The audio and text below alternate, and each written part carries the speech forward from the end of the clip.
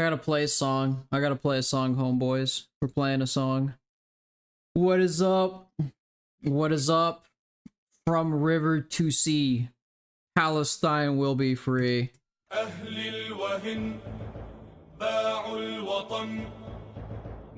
From river to sea, Palestine will be free. And you know who we have with us? Guess who we have with us? Guess who we got, bros?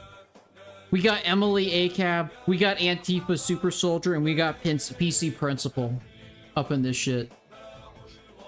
There ain't no way we're gonna lose. There ain't no way we're gonna lose. We have the strongest team to ever exist. Alright, I'm gonna put out like an announcement in my server. Give me 1 sec, bros.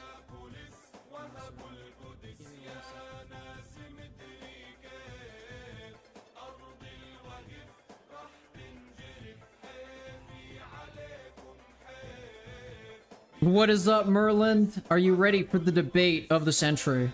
This is the most intense debate I have ever been in all my existence, and we are streaming on everything to ever exist.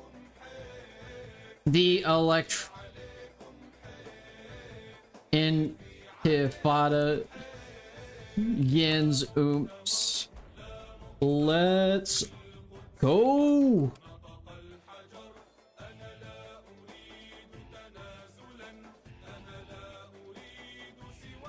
What is up, Gortizan? Saw the movie Paprika. The electronic intifada begins here. From river to sea, Palestine will be free. Alright. What's up, guys? I'm gonna post it in the server, too.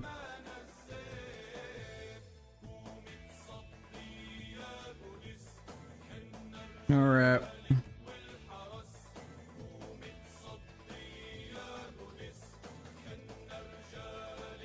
Alright, we're going live. We're going live over the debate. Welcome back, everybody. I'm gonna change this. How do I change this out? For some reason, the chat over here is not working. Okay, custom browser docs. We're changing this shit out because it is not working.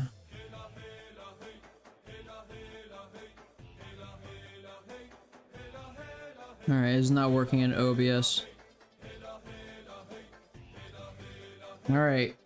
Type something, one of y'alls. Y'alls, that's a real southern thing. Alright, yeah, it works. Okay, cool. So I can actually see the chat. That's pretty sick, bros. That is really sick. We are starting the electronic intifada today, bros. Alright. I didn't expect to be on a stream with Destiny. Look at our fucking oomph that we got here, dude. We're bringing the entire fucking brigade, dude. We got the Antifa Super Soldier. We got Emily ACAB, and we got PC Principal. There's nothing that can stop us.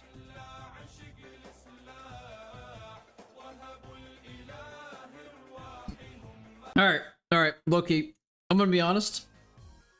When I told Nonsmoker I was looking for a debate with, you know, mid-sized YouTubers, I was like, okay, cool. Like, you know, Nonsmoker and I are gonna do some debates with some people on the internet. Because we've been wanting to join on debate panels for quite some time now. But the thing is we had difficulty finding panels that we wanted to jump on and all that sorts of stuff. And then Destiny was Nonsmoker was contacting one of my homeboys. My homeboy Nonsmoker was contacting a guy named by the name of WhickTV. I don't know the guy. I don't know much about him. I know Destiny for the obvious reason. But he challenged Wick to a debate about the Houthis. And so when Wick when he was trying to look for a partner, Wick ended up choosing Destiny as a partner. Okay, I did not expect Destiny to be in this debate, and I'm gonna be completely honest. I think I'm a little bit outclassed here when it comes to this debate, okay? But I'm gonna give it my all. It was a short notice. It was 6 days ago. Nonsmoker told me that he wanted to do a debate with this guy named Wick, and then, you know, it came out like shortly after that Wick was gonna choose Destiny as his debate partner.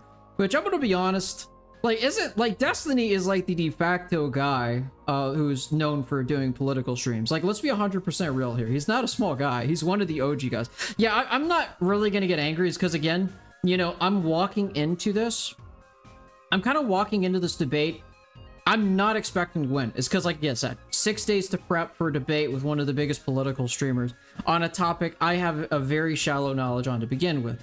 I don't have the most in-depth knowledge, but I don't have like the least in-depth knowledge. So we're gonna see how this goes.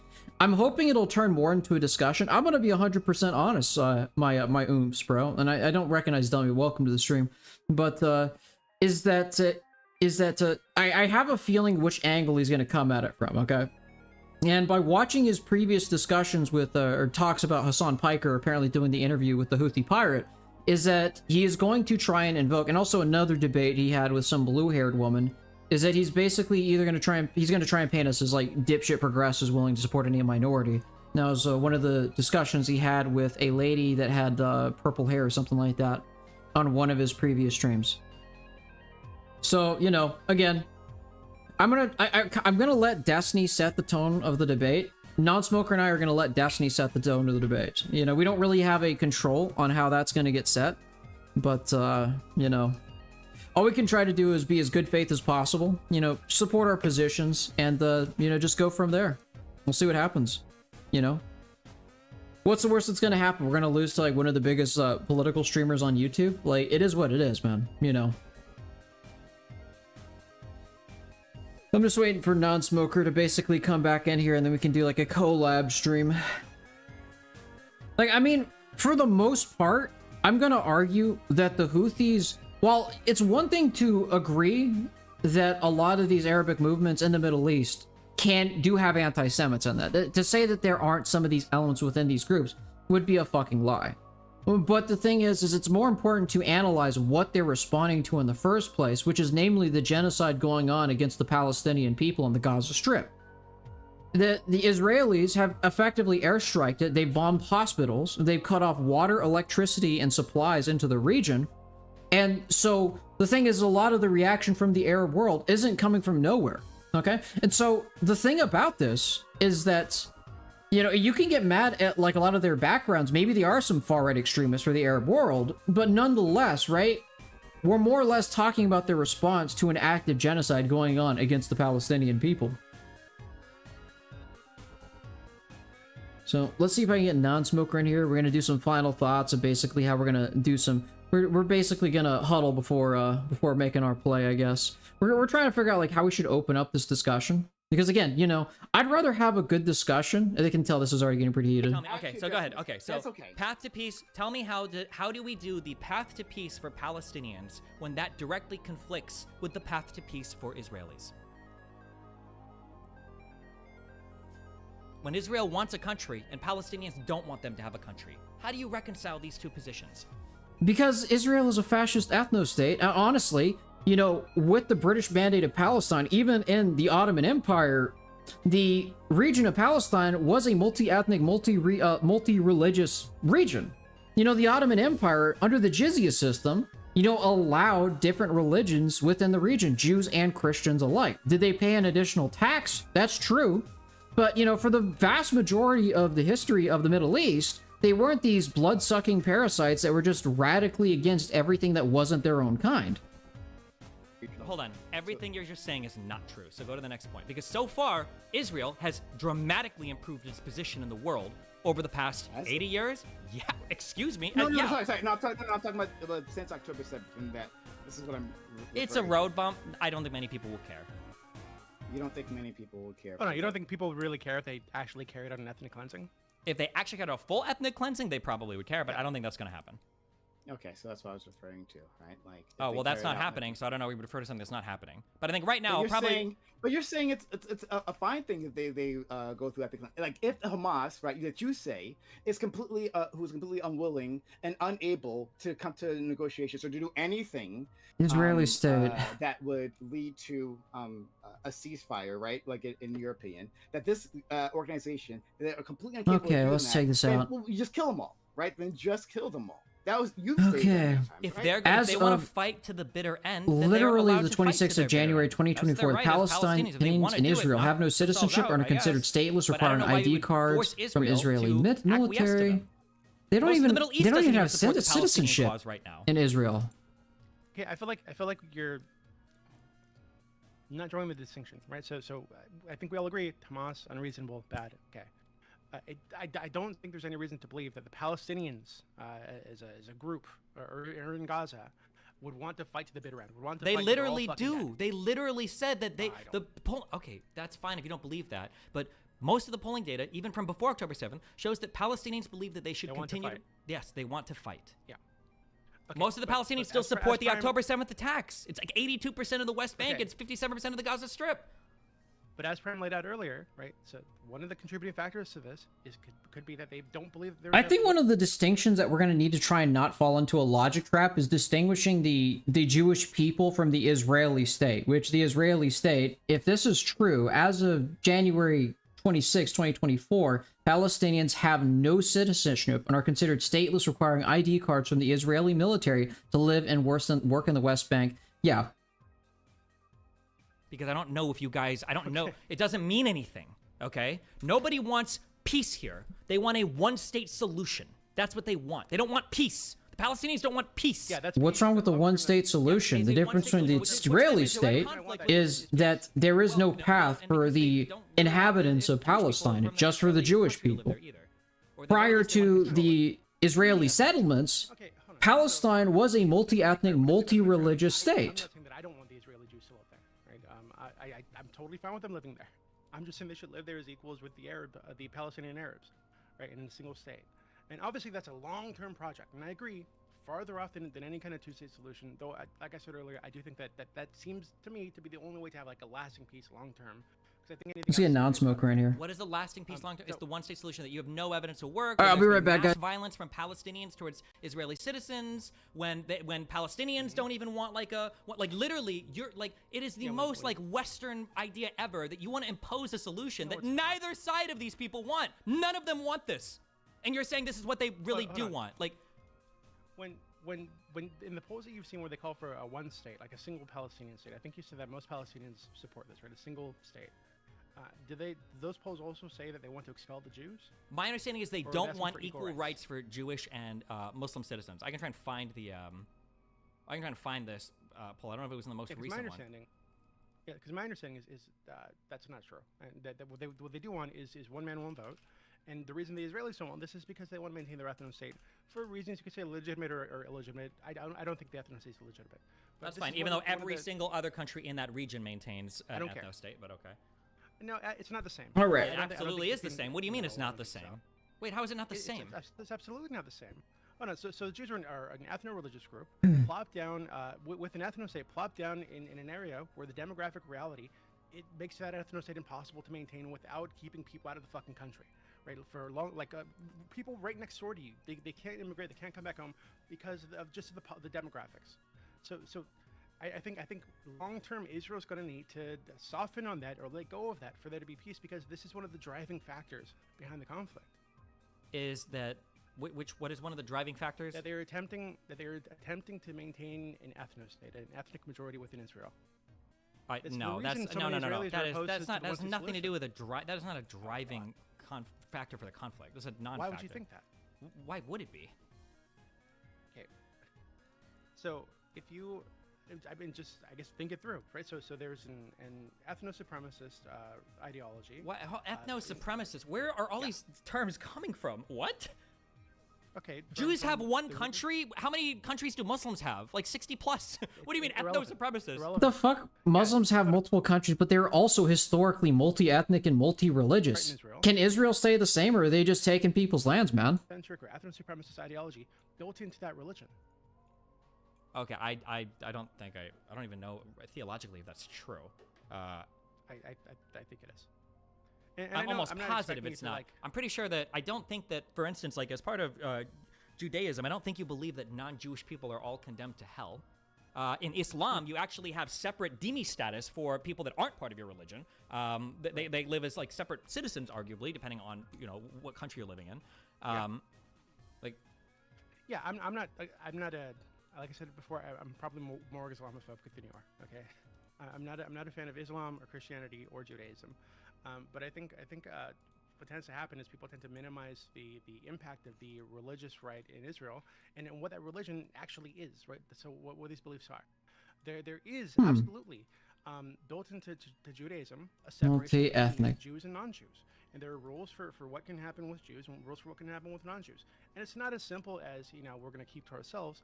There are rules about that set them above non-Jews and spiritually, in terms of their covenant with God. The debate is about whether or not the Houthis are a terrorist organization. What's up, Nonsmoker? Glad to see you. And I already started my stream. We're good to go. This is going to be an exciting one. Let me introduce you to Nonsmoker. Nonsmoker is a base guy that we had been chatting about doing debate panels for a very long time, and it looks like it came to fruition more than I probably would have liked it to be. This is probably bigger than I can handle, but it's an exciting thing. It's about the Houthis and whether or not they should be rightfully designated as terrorists. That's at least what I've been told. But would you say that's accurate, Nonsmoker? Yeah, I would say that's pretty fair assessment. And hello, the audience of Alistair. Likewise, my audience, I'd like to introduce you all to Alistair the Great. We're going to be debating the liberal king shortly. Yep. So the Ben Shapiro of the left. It's actually a pretty good way to put it. I'm gonna hop in there probably in the next 5 minutes, 10 minutes or so, but feel free to go in. Actually, fuck it. No, I'm gonna wait till 7. Yeah, we should wait up till 7. Yeah, Merlin says what's up. You know, looks like we got like a decent amount of people. Got 10 people over here. Looks like we got a small what's up, Jacob. Shout out. I'm glad to see you here. You're debating Destiny right now. We're doing it in 10 minutes. This is going to be the most intense debate of our lives. But like I said, if it, you know, because we've only really been given 6 days to prepare, right? You know, if we end up taking an L on this one, it is what it is, but we're going to do our best. We're going to try and argue it. We're going to try and basically defend the Palestinians because there is a genocide going on there. And that's the most important thing, is basically illuminating the hypocrisy of the West when it comes to dealing with the Palestinians and the Israeli state. Right. Yeah. I heard 11,000 people are watching. So. Oh, yeah, that's fucking huge, dude. That's fucking huge. Yeah, but, you know, it is what it is. If we can handle this audience, there isn't a crowd we can't speak in front of. What's up, Dozy Lily? How's it going? I would say that's fair, yeah. Yeah. Ooh, Citizen, thank you for the follow. Oh, yeah, this is going to be a really exciting time. But yeah, it looks like he's talking about Destiny is basically saying Israel is not a multi-ethnic state. I'm pretty sure, like, as of, like, actually recently, they have turned it into effectively an ethno-state. You cannot marry Palestinians, and they've been expanding these miscongeniation laws, like, fairly recently as well, which is no bueno. But I could be 100% wrong. I'm open to be proven wrong. In reality, a multi-ethnic, vibrant, and large secular society. Like, what does it take to actually become, like, an Israeli? I mean, I've always assumed you have to be, of course, like, Jewish or something like that, but is that, like, you know, based on, like, the matrilineal, like, lining and stuff like that? And on top of that, it's like, you know, Palestine was a multi-ethnic region prior to it, because, again, you know, the Ottoman Empire was also a multi-ethnic empire. Right. All right, I gotta piss. Give me 1 second. Yeah, I know. I get you, man. Yeah, no. Like I said, he seems like he's going to be a little bit pissed off. We will see how this goes. Driving pressure. I agree that I'm going to agree that it's a combination, right? But I think that I don't think that it makes sense to disregard the religious aspect on either side.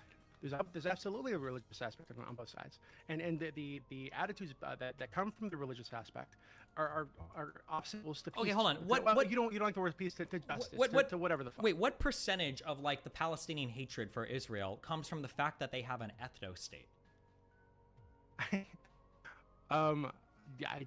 You know, I haven't seen that study. You know, I'm gonna guess. I'm gonna say like. Okay, you laugh every time I ask you because the problem is I'm trying to get a gauge for how much you think is relevant. I can give you rough percentages for what I think is contributing to the conflict. If you're unable to do that or unwilling to do so, then it tells me a lot about your position. Do you think this is like 1% of their hatred towards Israel, or do you think it's like 90% of their hatred towards Israel? If you're like can't even fathom, then why even bring it up as a point? Well, I'm sorry, I didn't want to just pull a number out of my ass and lie to you. I'm not asking you to give me like a statistical like 47.289% of the people that live in Hebron don't like Israel. I'm just curious, like what percentage do you think plays into the conflict? Because I don't see any of this brought up historically. Let's go with an open statement. Like, how should we basically start this conversation?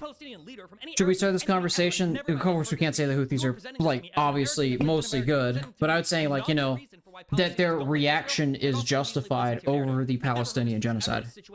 Ever in these regions. Why Yeah, would I not go by what look. the I leaders think say, you right? and When we're talking I Nasser in should Egypt, make. must I remove told all Wick Jews I'm going to from, make an opening from statement this to land, to from start the Palestine ball proper, rolling. okay, Yeah. just think they What we belong could there. do Why is would we I could listen to, each make our people like own. Arafat, You know, we should be who are united, but so ultimately invested in we the both destruction of probably Israel have that they're our willing to own coup other leaders Yeah. around routes them we to want do to it. go Why here. wouldn't I We want to listen get the ball to, rolling with this Hamas discussion when they because we don't want to think come we're in. gonna We got to walk open it. at We got to their own basically pace? start the We're gonna conversation and kind of smoke bait with him this, into we're a gonna do this. dialogue. But you in America and the West, like, well, actually, I think Yeah, it's just I because they think don't like the what fact might be in that, order is Jews like try to everybody maintain makes their an ethnic opening demographics statement against the and then we work of just the go genocide. right into it. Why would I believe that? And Like, I what- told Wick what's like the I'm going to what's do the my rationalization best of to that? sort of moderate. I'm not saying it's wrong. You know, but I also I'm participant, Like so we it's can't just kind say of it's difficult to every do single both. reason. But to the There best has of to my be, like, ability, some I'm going to things that try are to really big moderate, give factors everybody that a push- chance to speak. That's right, You free know, Gaza. That's right, free Gaza, Dillily. But yeah. Free Gaza. My perception. But yeah, And, no. perception of, like, He how might just big of an filibuster, influence this and is. at a certain point, we might have I'm to gonna be say like, all right, like, 40, shut the fuck up, 40, you He's, know. he's already but- pretty hot and heavy. Let's see if we can basically get this going. Because, like, he's already hot and heavy. He's probably going to start unloading us pretty quickly. Because, again, we're communists. He's going to go hot and heavy on us. Again, if he starts getting into the insults, dude, don't hold back, man. Also Yeah. But- Yeah, I mean, religion, yeah, the it could go there, right? It could go there for sure. All So right. about to be a nasty time, possibly. Like this all affects. Yep. conflict, and these are all the hurdles that they What's need up, to get over. Viceroy? You Look at can't all just these say, oh, fucking because of people. Look the- at everybody turning Yeah, out. yeah, right? they're turning out to support a homeboy in the Palestinian struggle for liberation. And then we're never gonna have a broader and a stronger show of arms in defiance against the fascist ethno state that is Israel. Thank you, Lunar Trees. What's up, everybody? Look at all my friends are here. I understand in Wow. America, it feels weird and Next bad thing we for know, it'll people be for, like, fucking. blah, blah, blah, blah, I but don't in a know. lot of other I don't parts know. of the Who world, knows who will it's like, show yeah, up? Maybe Nikki Japan is will really show up. xenophobic, Maybe because in Steph. America, Maybe. it's like, Yeah. Japanese are like, I got Yeah. Gordon in the chat. Fuck What's up, dog? white people, fuck brown people, fuck that shit, right? I'm Or you go to hoping the Middle everybody East, here yeah, they're too. gonna say, Please yeah, like obviously, we have follow, ethnic preferences, subscribe to obviously, we have a Alistair. preference He's for a like religious group, like, basically obviously, the. we Oh discriminate shit! against Thank you for other the religions. Like, bits, they literally dude. kill Don't people forget that to leave subscribe to religion. They're Nonsmoker. apostates. Like, I how gotta is it probably unbelievable post in the that they server. would You've expect, probably oh, seen of it from course the I respect updates you, channel. people Go to be there. I'll probably put an That's announcement. Go part to of all subscribe to their Jewish Nonsmoker because he's a conspiracy base based on guy. the idea I love that his Jews, all debates. of this We're gonna be religious trying to do ethnic more identity, debate they're panels, trying to push you know, for from here the, on out. Like that's what we're trying to do, and we're kind of glad that this is kind of, you know, kicked the ball. And like I said, more than I probably wanted to chew, but you know, we're already here and we're about 5 minutes before starting the debate, so might as well jump right in and go with this. Because they're not going to go be ethnocentric somewhere else. We roll Thank you, hard. Brave Hockey. Suns out, guns out, bros. Many people who are not Jewish, right? Either living in the Jewish state or living right next to the Jewish state. That is I'm just hoping I don't get banned from Twitch for this, but Yep. That's why I do multi-platform streaming. That's why I tell people follow me on Rumble and Kick. I think it is something that. I mean, if I do, guys, I have a Kick set up. If you don't know it, please join the Discord just in case. If you need an invite link or something, just let me know. I think it's. Another debate coming up. Go ahead. Yeah. That was it. Yeah. I think like the only like person coming in from most of the people are like watching me on YouTube, but most of the people are coming in from YouTube, and I have like one person, Merlin. Shout out to you for showing up from Twitch. Oh, I'm so nervous, but we gotta jump into the fray. I'm just curious, like, is there a single Palestinian? All right, yeah. Jump let's back hop in to there, stage. dude. Alrighty. I'll see you there. See you there, man. Which one specifically? Like that, like, oh, we just want like a peaceful, friendly, one-state solution where we all live in harmony, or we just Hello, want, like, you're live. peace with the What is up, man? and, like, all exist together in You two know, states. Like, just where are these living Israeli the leaders? life. Or, I'm sorry, where are I'm these just Arab trying to get leaders who say stuff everyone like this? together Or and in where's, the like, same evidence place of the past of so that history we can of start Arabs at wanting to least pursue this? as on time as possible. understanding, Looks pretty heated on Destiny's stream right now. Yeah, they're getting him warmed up for you. Okay, Prime Kai's the opening act. Okay, we're the headliners.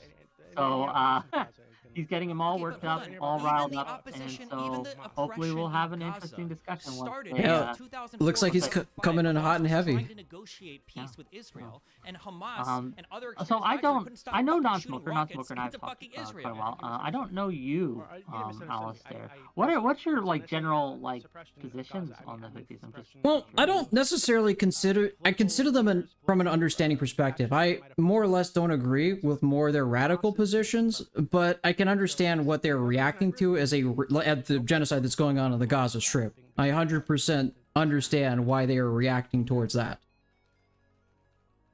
But if you look at those polls, if you were to look at those polls again, and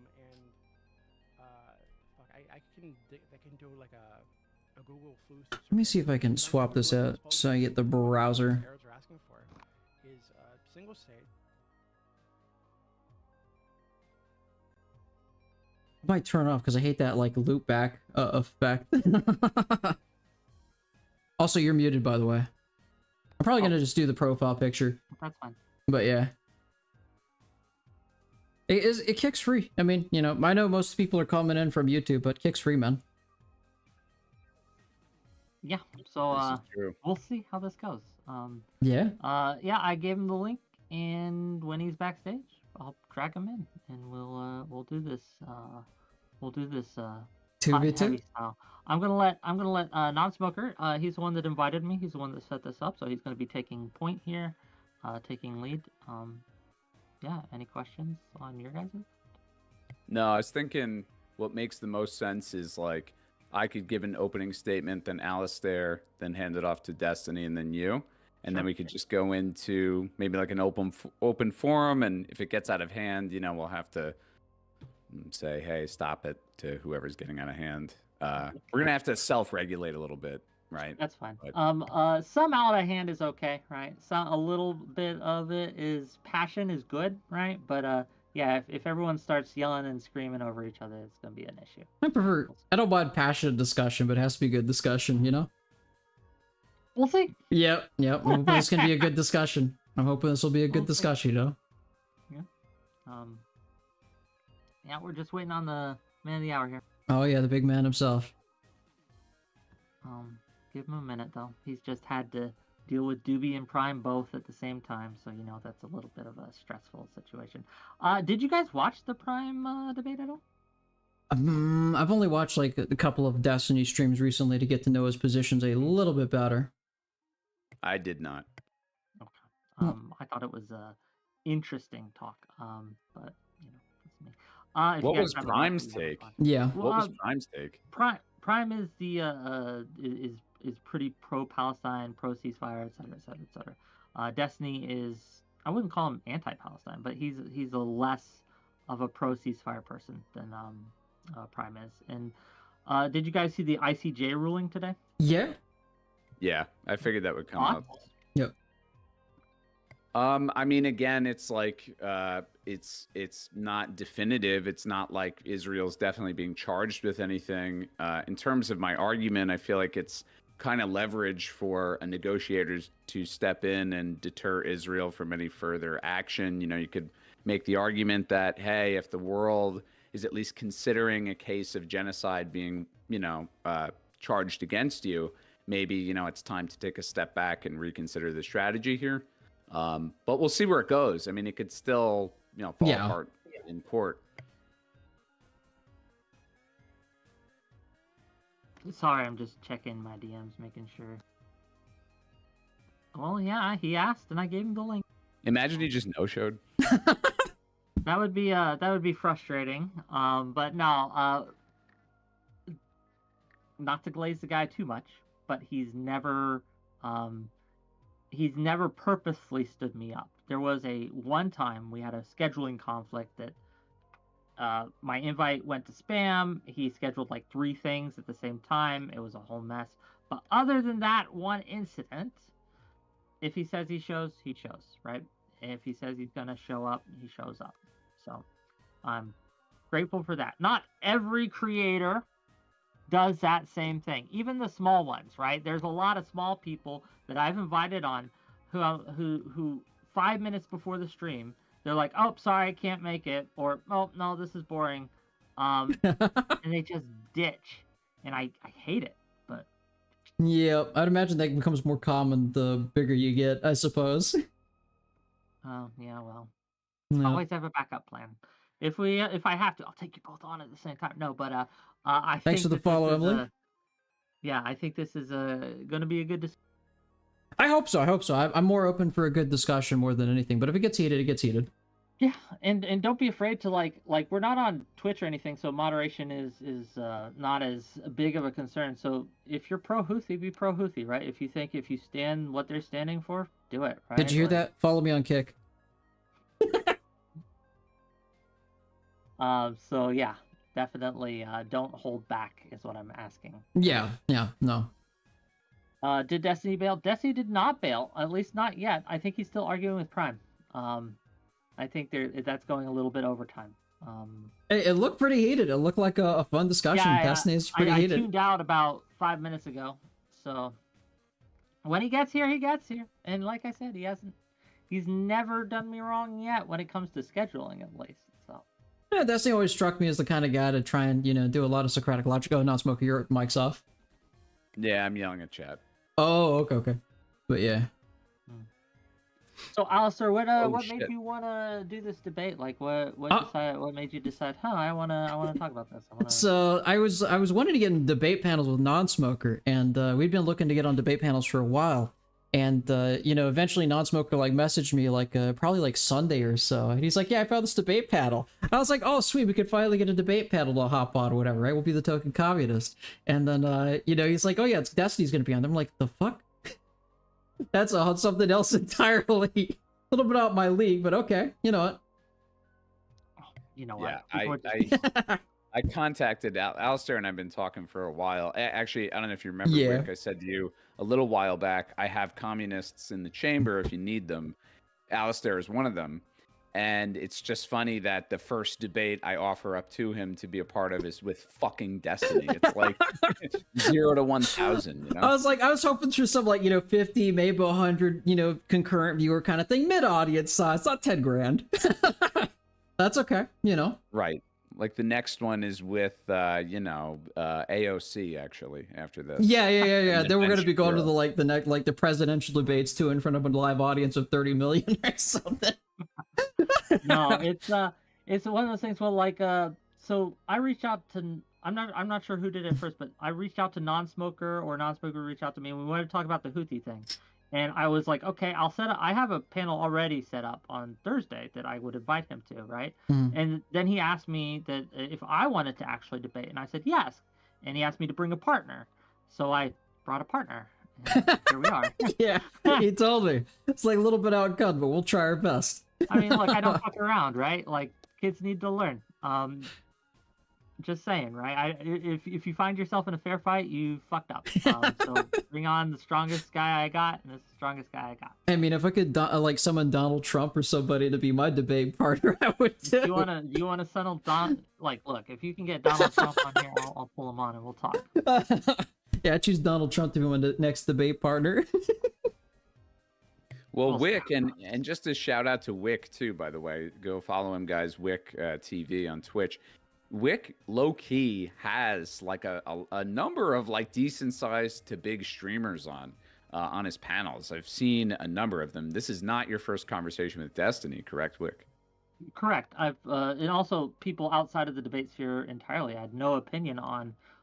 Just the other day, he's I think the biggest Substacker there is. He used to write for Bloomberg and things like that. Really decent sized creator. So yeah, I from the spectrum. It's not every time, right? Not every panel is going to have the biggies on, right? Oh, yeah. And I like to remember where I came from too, because I'm still a small creator, but I was even smaller back in the day. And people gave me a chance and let me on to the big debate stages, right? So I try to do the same to everyone I can. And obviously I can't for everyone. Sure. We have limited slots, limited space, but when I can, I like to bring on the little guy because I am a little guy. I'm just a small boy. It's true. I mean, this only works I think if smaller creators try to help other smaller creators. We all build the space up, to the best we can. It shows that you guys would have a diversity of opinion and thought when you have your discussions, which is a good thing. I don't want to circle jerk, bro. I don't want to talk to just everyone who agrees with me and only slight minuscule disagreements. I want to hear from the other side. And a lot of times when I put a debate topic together, when I'm the one moderating and hosting, a lot of times I don't know what my opinion is, or I have mixed thoughts on it. And one of the reasons I do it is to kind of hear hopefully the good arguments from both sides so I can maybe get a better idea for myself.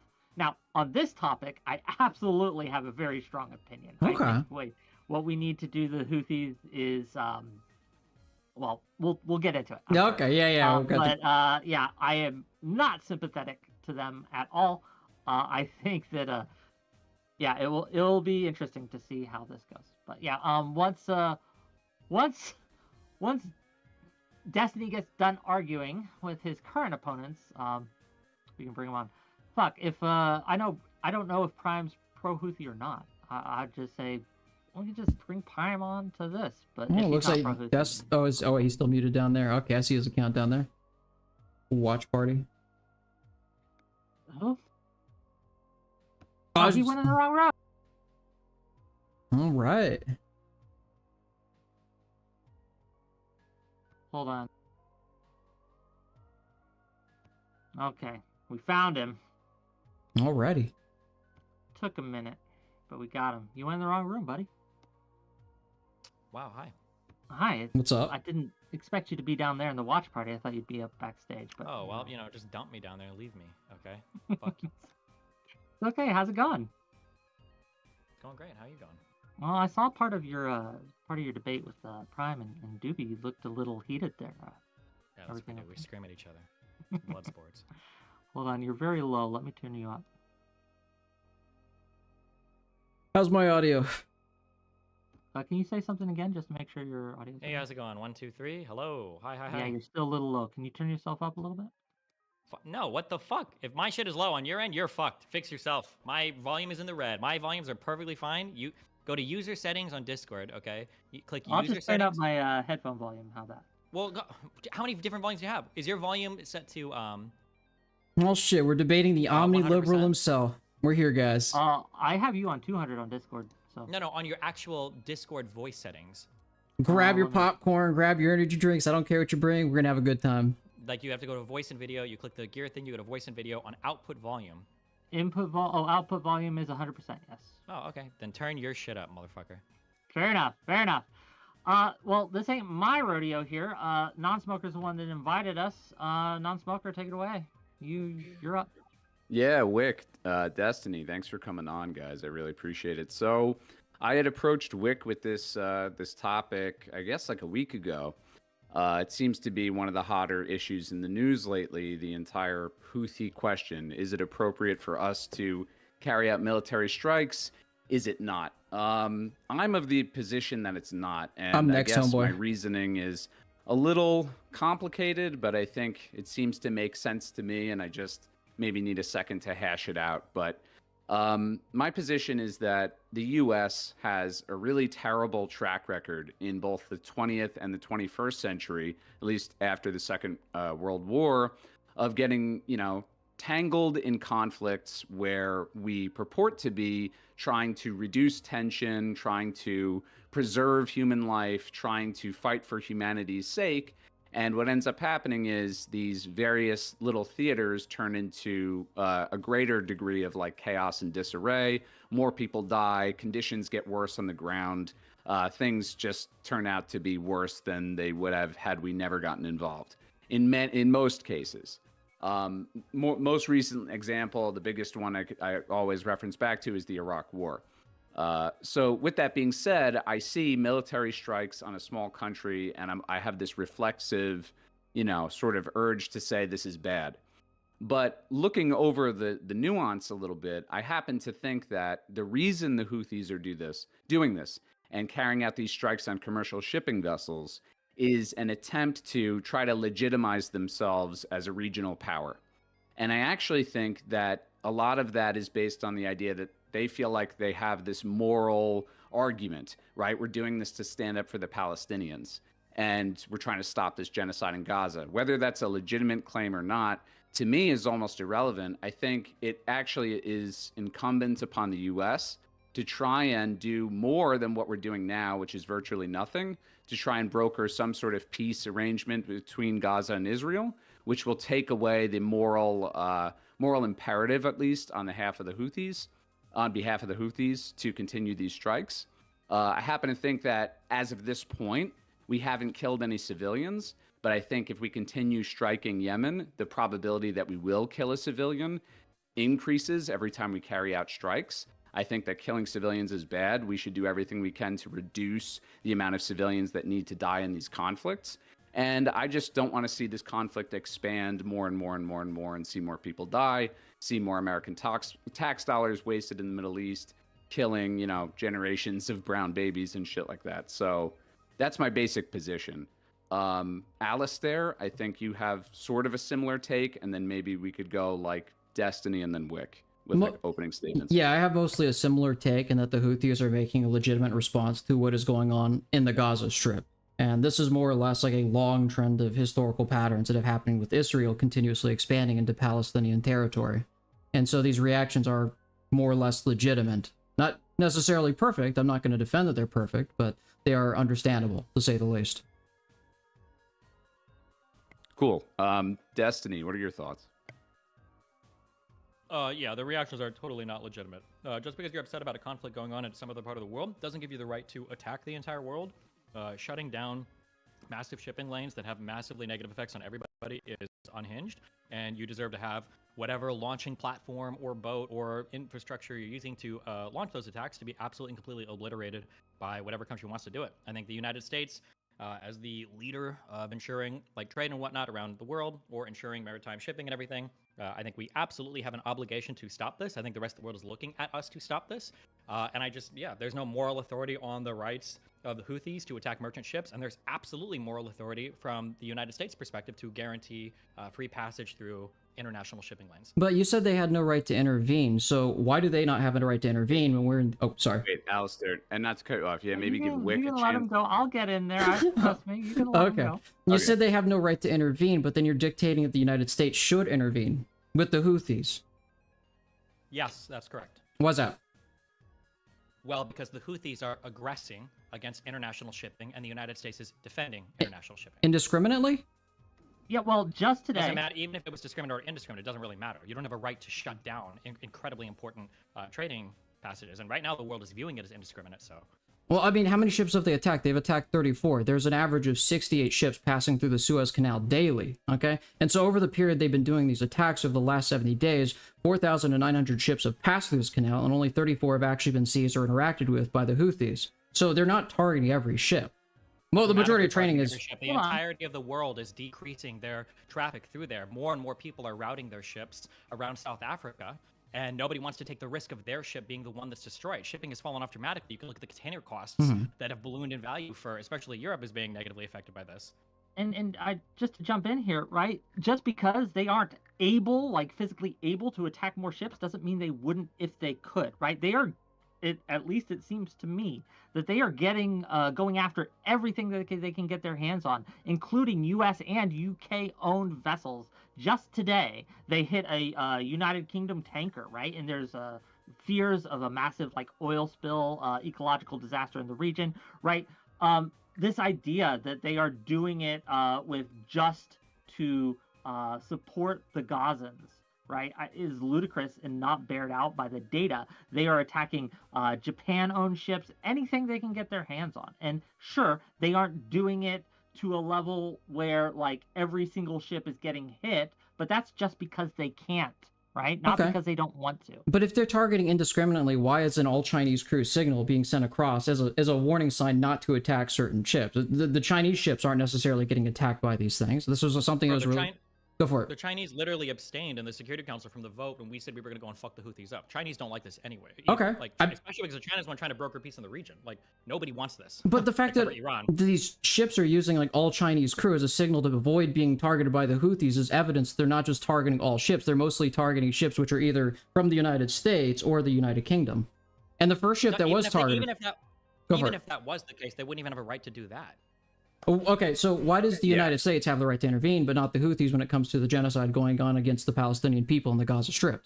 The Houthis have a right to intervene in the genocide against the Palestinian people if they feel that way. You don't intervene by shutting down global shipping lanes. But they're not doing that to every ship. Less than 1% of the ships going through the Suez Canal have been targeted by the Houthis. It doesn't matter. Traffic is decreased by like 50%. Nobody wants to ship their shit through there right now because they don't know if they're going to be destroyed or not. Yeah, I mean, my argument really is not that the Houthis have a right to stop global trade or anything like that. I think it's their claim, whether we want to argue it's legit or not. And I'm open to the idea that it's not legit. But I think their claim is based on the idea that there's this ongoing genocide in Gaza. And so they want to stop. They want to contribute in any way they can. And they feel as though, hey, we can't do anything to stop Israel's military directly. We don't have the capability to do that. But what we can do is essentially fuck up global trade to draw more attention to this conflict zone. That's their stated purpose. I happen to think part of the motivation here is to be recognized as like some sort of influential power, right? They can do something that will affect the rest of the world to try and make a statement. If their goal was to support Gaza and get U.S. and U.K. to withdraw support to Gaza, they're going about it in the exact opposite way that will achieve their goal. Because we cannot, right? Even if we wanted to, we cannot be seen to be giving in to these attacks in order to help Gaza and things like that. Because if we do, right, if we do give in, if the Houthis get what they claim they want, and because of their blockade, we are seen as going harder on Israel and withdrawing our support from Israel, et cetera, et cetera, et cetera. What will happen is the next time there is a conflict that the U.S. May even tangentially be involved in, they are going to start shooting at civilian vessels again because it worked before and it will work again. There is a reason we do not negotiate with terrorists, and this is it. Okay. It's because if you give them what they want, if it works, then they will just do it more. And so we must use the military power that we have to make sure that, to the best of our ability, that it does not work. So you want to go Nonsmoker, or do you want me to go? No, I mean, I was just going to say that in terms of like one of their primary goals, I think, being recognized as like a power in the region, I think they've already achieved that just by drawing all of this attention from carrying out strikes. And I think that there's a high probability that if the Houthis are in power in any capacity in the Middle East at all, they might continue carrying out strikes arbitrarily or whenever they have some demand for the, foreseeable future. I just don't think that, the response to that should be like an aggressive military push to just completely remove them from power, because that'll result in destabilization. We're not even there yet. We're just carrying out small scale strikes and all that kind of stuff. And I do understand the logic of that. I just don't think it's going to be as effective as cutting off their moral imperative. Do you think that No, there is no moral imperative. Just because you're unhappy with a conflict somewhere else on the earth doesn't give you the right to shut down global shipping. Stated moral imperative. Like that's their argument. That's fine, but we're here to evaluate if we agree or disagree with that. If that was the case, then every country in the world I don't would even constantly agree with that. Okay, well, every country around the world would be constantly shooting into the oceans if they thought that like some conflict in some other place of the world was not going in a way they agreed with. That's insane. You don't have the right to shut down shipping. I'm totally open to the idea that that's all bullshit, right? But my argument here is that I think we're all in agreement. We would like to see an end to the conflict in Gaza. I hope so, yeah. Correct? I would assume that conflict has nothing to do with this one, though. But it does. That's what the stated. It's the stated. Yeah. No, it the doesn't Houthis matter. have stated They're that. entirely separate conflicts. I don't care if they say it, right? I can go down to my police station and start punching cops and say, well, I'm going to do this until the conflict is resolved in Israel. That doesn't mean that they're connected just because I say But they are. That's what connection to punching it's a cop would you have to genocide going on the Gaza Strip? Like the Houthis have directly said that this is their response to something going on in the Gaza Strip. And I could say that it's my response to the violence in the Gaza Strip that I'm going to punch cops. Yeah, but we already established that they aren't indiscriminately targeting ships. The statistics don't line up. They are targeting ships right now. The numbers don't add up. It's less than 1% of the ships going through the Suez Canal have been affected by the Houthis. So, like, I don't know why you keep saying less than 1%. If I go to an interstate highway and I start sniping 1% of drivers, everybody's going to exit. I don't know why you keep fixating on that number. I don't disagree with you on that one. Okay, traffic has fallen severely. I think it's almost cut by 50%. And that's perfectly fine, but that doesn't prove that they're doing it indiscriminately. It proves that the rest of the world thinks they are. Okay, that's perfectly fine. That's not fine. You're shutting down global shipping. You're having a chilling effect. You're going to get your fucking ass pushed in. Your disagreement here is between perception and actuality. Even if I shouldn't, but even if I grant you all of that they're only attacking U.S. or Israeli ships, they don't even have the right to do that. They have no moral right to do that either.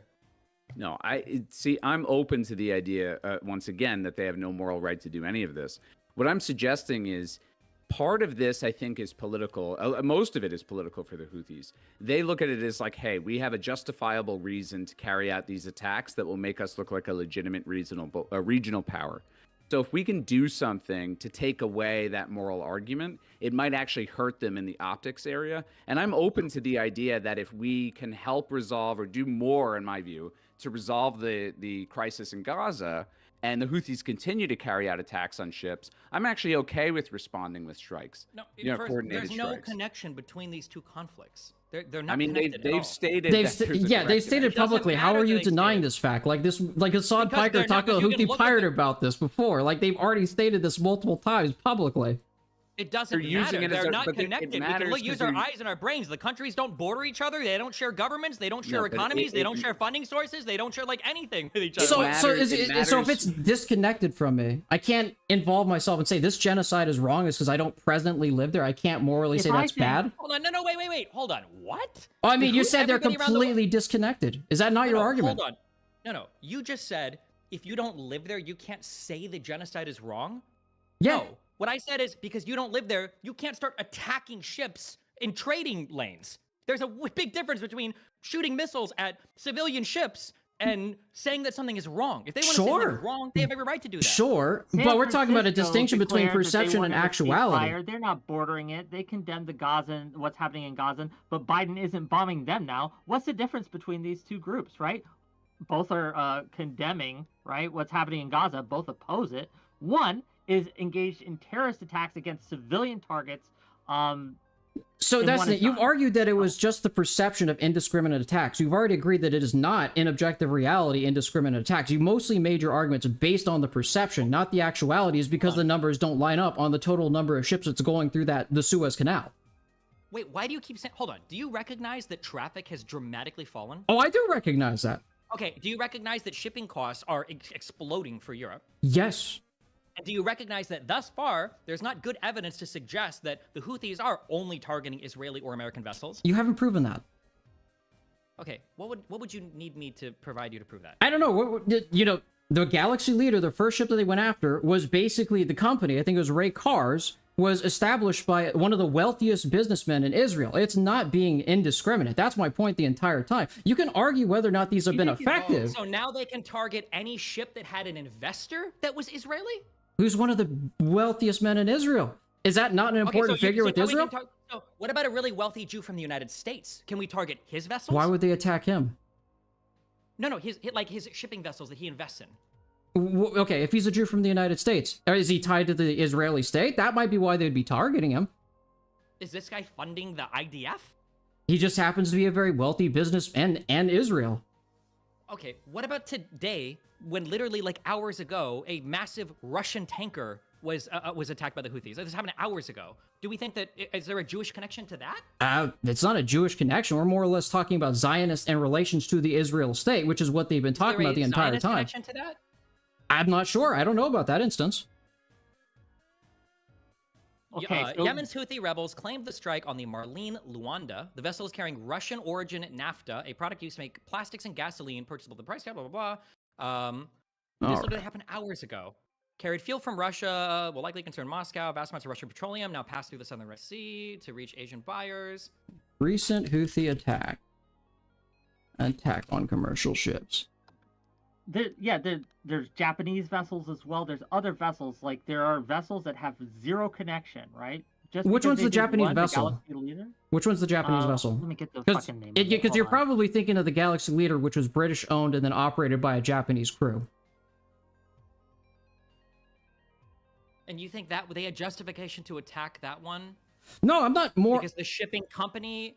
Again, my and goal Ray here shipping is is not known- to perfectly justify everything the Houthis are doing, but more or less assert that they're reacting to a crisis in Gaza. That's been my point the entire time. But but then why can't I go punch cops in reaction to Gaza? We're Okay, not saying how would it's that help? okay to do How would We're that saying stop that's the genocide in rationale. Gaza? Like, how would that? How is this Dude, stopping how's- the genocide wait. in Gaza? Hold on. Because they are The discriminately punching cops thing. Punching cops thing is a good example because people do use that as a justification to attack cops. It doesn't mean it's okay to attack the cops. But if we could do more to stop, for example, police brutality, maybe that would result in less attacks on cops. I don't think the reason why I'm not saying that people do this. I'm comparing it to something that you have a shitty justification for. Okay, Do you so think that it's okay I to know attack you. a cop No, because some you're cops aware are... you don't like Okay, the justification. What I'm saying is the justification exists, right? They're using it as a justification. Maybe if you remove the justification, My or spouse remove the fact, or didn't have reduce the dinner ability for it on to the continue to table happen. when I got home, right? This led to me beating the crap out of her. That is an excuse. It doesn't stop. Well, he's saying that we're just like attack. Well, but then what are we here to discuss if not like if we agree or disagree with the justification? I think we all know the justification the Houthis are using. I thought we were fighting No, against the I'm justification. saying the best way through trying to stop this, right? We all agree that it's bad, right? We don't Yeah. want attacks on commercial shipping vessels. I think the best way to stop this is through diplomacy in Gaza. No. Why would you allow another yes. party? Why would you allow somebody that's not party So- to a conflict so- to dictate the resolution? So, of that so conflict? Destiny, I got a question for you. Like, why do you think these people are attacking ships then? Like, is it just random acts of terrorism? No, it's because destabilization of the region favors actors like Iran and Hezbollah. And it's just right around the same time the Palestinian-Israel conflict really picked up at the same time? Really? No, Use it's it as because an you opportunity. ride off the backs of that destabilization. I'm sorry. Do you think Iran has only been targeting ships? And do you think the Houthis have only been targeting ships right now? You don't think this hasn't been happening since 2014, since the entire region Okay. has been collapsed and taken over by the Houthis? How many ships have been targeted prior? I don't know the number of ships that are targeted. Right? I can't give you the exact number of that. But I'm sure the attacks have ramped up right now because there's another conflict going that you want to capitalize on. But Sure, that you- doesn't mean that they're tied in such a way that like the Houthis have a legitimate claim to being able to try to snipe the conflict in Gaza. So the Houthis have openly wait, said they're doing it in response to Gaza, okay? And again, you know, it looks like a duck. It They're sounds like a lying. duck. They're not. They're telling lying. the truth. Okay, they're lying. They're Okay. lying. Yes, they can say all they want, right? What they're doing and the reasons they're doing it, but we don't have to believe them. We can look at what their actions are, right? It's words versus deeds. If someone says that they're a good person, but everything they do You're right. belies that notion, you don't believe But them. what You have say, their "Oh, actions you're been? Just lying." Where have their their actions are attacking ships that have nothing to do with the Israel and Gaza conflict right now. And even if a wealthy Israeli owner owned a ship, that does not mean that there is a connection between the current conflict in Gaza Now you could and sorry. the ship being attacked. You could There's argue none. you could argue about how effective they are in enforcing a so-called sanction about shipments going to Israel, and I might agree with you on that. I might not even agree with like some of the people that have in their ranks. But the thing is the numbers don't fucking add up. Less than 34 ships have been attacked since mid-November all the way till now, and 4,900 ships approximately passed through the Suez Canal. And you can't tell me that they're just doing this instantly just because they like to kill babies or some stupid because shit. because they don't have the means to attack every single ship. They don't have that many munitions. Yeah. The real question is how many of the shipments they were attacking, how many of those were destined for Israel? That's the real question. No, The ships yeah, they did attack. I could agree with you on that one. Maybe they were mistargeting some ships, which is why I said like I could probably agree So with you on when how we show- effective when they we were doing show- it. But if we if it can looks like show like that if you talked most about of the looking at their ships- actions, you talked about their actions, right? Their actions have been in correlation to the same time period the Israel-Palestine conflict has been going on. Yes, they want to capitalize on that conflict. I'm not saying that like the conflict is unrelated to their is completely unrelated to like their motivations in terms of why they're doing what they're doing right now. But I'm saying that that conflict is not necessarily connected to the Houthis in such a way that they're participating in a meaningful way in that conflict. They're just taking advantage of it. The same way that a person might beat up a Jewish person or a Muslim in the United States. Say, oh well, I'm doing this because of what's happening in Gaza. Yeah, the motivations can be there, but that's the only connection. They're not actually connected like they have like an actual, I don't know, existential interest or an interest in their country for it. They're just doing it because they're riding off the conflict. Yeah, I mean, I kind of agree when you said that destabilization in a region creates opportunities for like non-state actors, these various groups that, you know, to take power, to make big, you know, gestures to try to assert control or assert themselves as legitimate. But wouldn't you agree, or maybe you wouldn't, I don't know, that like a lot of what's driving the destabilization in the region is the conflict in Gaza? Like if we could somehow help resolve that, it would reduce the destabilization by quite a bit. Do you think like maybe reining back Israel or maybe the strength from above kind of mentality has probably done more harm than good for the region and basically inciting Arab nationalism? No. Okay, so if we want to go all the way back to the British Mandate of Palestine, you know, when the Ottoman Empire still existed, you know, they seem pretty tame is because they actually had a multi-ethnic and multi-religious empire. So if we looked at now, right, and because this is your main argument, Destiny, is that most of the people who are Palestinians, or maybe even like Hezbollah, are religious fundamentalist extremists. Would you say that's a little bit different than, say, under the Ottoman Empire or when the British mandated Palestine first came about, where they were probably a little bit more tolerant to a multi-ethnic and multi-religious region? I don't think I ever said it was necessarily an ethnic or a religious conflict. I think it is a regional conflict right now that had to do with European settlers basically coming over, and they fought for that reason, but I don't know how any of that is tied into any of this now. I mean, you went on a couple of streams previously and said that they were Islamic fundamentalist. I've said Right. a billion times that religion is not the driving factor between why people don't like Israel in the Middle East. If religion was the driving factor, then the Arabs would have united and kicked them out a long time ago.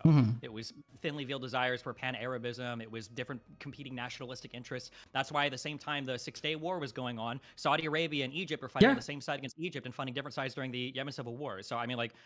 But my point But I is don't like, do you find any think of like this- the strength from above kind of mentality to just bomb these people is not at least incited a little bit more Arab nationalism in comparison over the last, like, say, 100 years? Like maybe 100 years ago? Okay. I think if anything, it's probably chill the Arab nationalism out. They realize it's not achievable. They stopped trying, and now they're chilled. The People like Nasser are gone. normalization- People like Saddam Hussein are gone. Yeah, people are just like The they chill now. normalization between Egypt and Israel is a good example of this. Israel kicked their shit in, and they stopped fighting, right?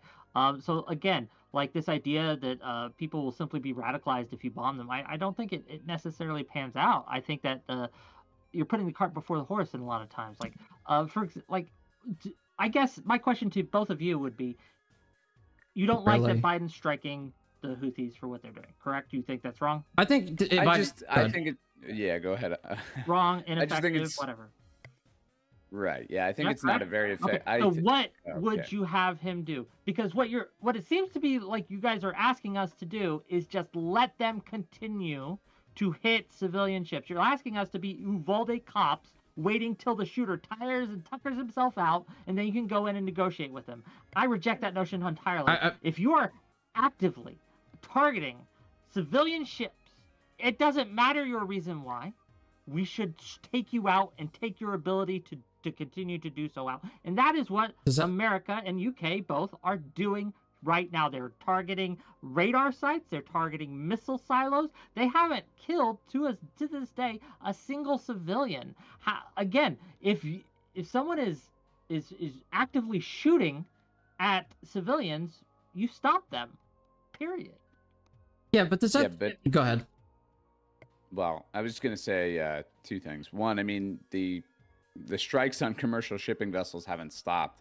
I'm not saying that they haven't been reduced or whatever, the capabilities haven't been reduced, but the strikes haven't stopped. If anything, this is showing that the Houthis are sort of willing to engage in a tit for tat sort of exchange here. One. And then two, I mean, in terms of options, I really do think that all of this, the origin point is in Gaza. I know you guys disagree with me, but I tend to believe that this sort of initiated a sequence of events. This is one of them, right? The same as Hezbollah attacking, Israel. I think that if we did more to try and rein in Israel, that for sure it would reduce at least some of the justification here. I don't think that there's a magical solution, of course. That's ridiculous. But I think, the position we have now where we're doing really almost nothing to speak out against Israel's actions, at least the Biden administration isn't, and they've been criticized a lot by their own State Department for that, or there's rumblings within the State Department about that. I think there needs to be like a concerted effort on our part to try and do something to resolve that conflict. And then in terms of the Houthis directly, I mean, I'm open even to like having talks of lifting sanctions entirely. And then if they're not willing to play this game of like good faith with us, then yeah, carry out all the strikes you want. But we did Well, and also- remove them from the terrorist watch list. One of the first things Biden did in his foreign policy was removed the Houthis from the terrorist designation like that they have, right? And he did this in order to try to negotiate, okay, can we do a peaceful, talky resolution? Obviously, this has not worked. What year did he take him off the special terrorist designation? 2021. Okay, so that was like over 3 years ago. Okay. Okay. Yeah. Yeah, The circumstances on the ground have changed. I think that's kind of Yeah. the point, right? Like, yeah, I'm in Israel is agreement. trying to resolve Israel is in the process of resolving the conflict right now by killing all of Hamas. yeah, I don't. And I how's don't that know if responding that's throughout the gonna Arab be world? Effective either. How's it You going? know, Well, I- so far, most of the Arab leaders still support Israel because most of them fucking hate Hamas, so it seems to be going okay so far. Yeah, look, I think Israel killing tens of thousands of people, many of whom are civilians, is just going to radicalize the Gazans more. I mean, Gazans are you've gone on already like 4 radicalized. different streams, Destiny, complaining about this kind of extremism, Arab extremism, and you don't think that's like at least slightly contributing to it, like a little bit? Well, I have no idea what you think any of my positions are. They sound completely strong. Arab extremism? Oh yeah, I yeah, don't know if the Islamic I don't extremism. think the Arabs. I don't think the Arab states all function as like Arab extremists right now. Sure. And I don't think that Islamic extremism is a big driving force for any geopolitical issue right now. I think almost all of it is geopolitical in nature, in terms of like states, borders, and the people that they support and fight with. Destiny, I'm not, I swear to God, I'm not asking this in like a super triggered way. I'm just legitimately curious. Like, do you have any criticisms for Israel's conduct in Gaza in terms of like how they're carrying out this campaign? It's hard without having insight into their military. Obviously, some of the stuff that we've seen, like shooting people that are waving white flags or shooting people that appear to be surrendering, that seems to be bad. But holistically, it seems like they're conducting the operation about as well as I'd expect them to. But it's hard because there aren't very many comparable situations for like urban warfare that's this intense. I don't think that's ever happened in the history of the planet. So it's hard to draw comparisons. But given, if you believe their reports, that about 1/3 of the people killed so far have been Hamas fighters, you've got like a 1 to 3, 1 to 4 civilian death ratio here for highly urbanized combat. It seems to be going okay so far, if you believe their numbers of how many are Hamas fighters. Yeah, I don't know. I mean, obviously, like I have the same view with anyone's reported numbers. I have no fucking idea. Like it's possible that's true. But I guess my view is like a lot of the optics here are fucking really bad. You know, I mean, the amount of innocent people dying is like, you know, I would say like enormous. Should we do is it, a word chat? that Should we comes to go in mind. hard? It feels a little bit like collective punishment, like even just the amount of infrastructure being destroyed alone and the impact that'll have on the people living there. Yeah, but They cut off water, electricity, food, and a lot of shipments into the Gaza Strip. Is that also not true? They have limited those going in before, yeah, because organizations like Hamas literally, and the Houthis too, literally co-opt these things to fund their terrorist activities. Yeah, Okay, so like food and electricity, like how would that exactly get co-opted into like, I don't know, nuclear or like weapons or something like that? Well, electricity gets co-opted because it's used to manufacture things that they probably shouldn't be to continue their fight with Israel, and food gets co-opted because instead of going to the populations that need it most, it ends up just going to Hamas fighters. So what the thing is that like what kind of materials outside of just basic electricity, what kind of production would you say was going into the development of weapons that the Hamas is using? I mean, all of the rockets that they send, it initially was custom rockets, but I believe they've got more sophisticated things now. The cash that they spend on shipping in weapons covertly from either Iran or Turkey. I don't know. So can't you just like sanction like rocket fuels instead of electricity, food, and water?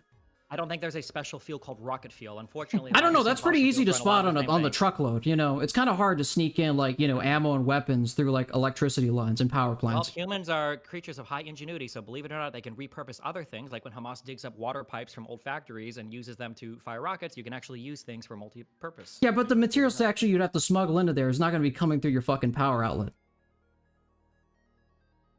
Right. Yeah, I guess my view has always sort of been, I mean, I don't think there's a way to perfectly root out Hamas. And the reality of the situation Israel is in is that they want to get rid of this organization that is in Gaza. It's embedded in Gaza, and it's going to be impossible to root them out entirely. So your options are sort of what, I mean, kill everybody there. You know, like I don't know, like try to excommunicate everyone from the region. I don't know where you go, and I guess like Destiny and Wick. So why wouldn't you just like stop shipping? Oh, go ahead. Both support I think both of you support a two-state solution, right? Yeah, I do.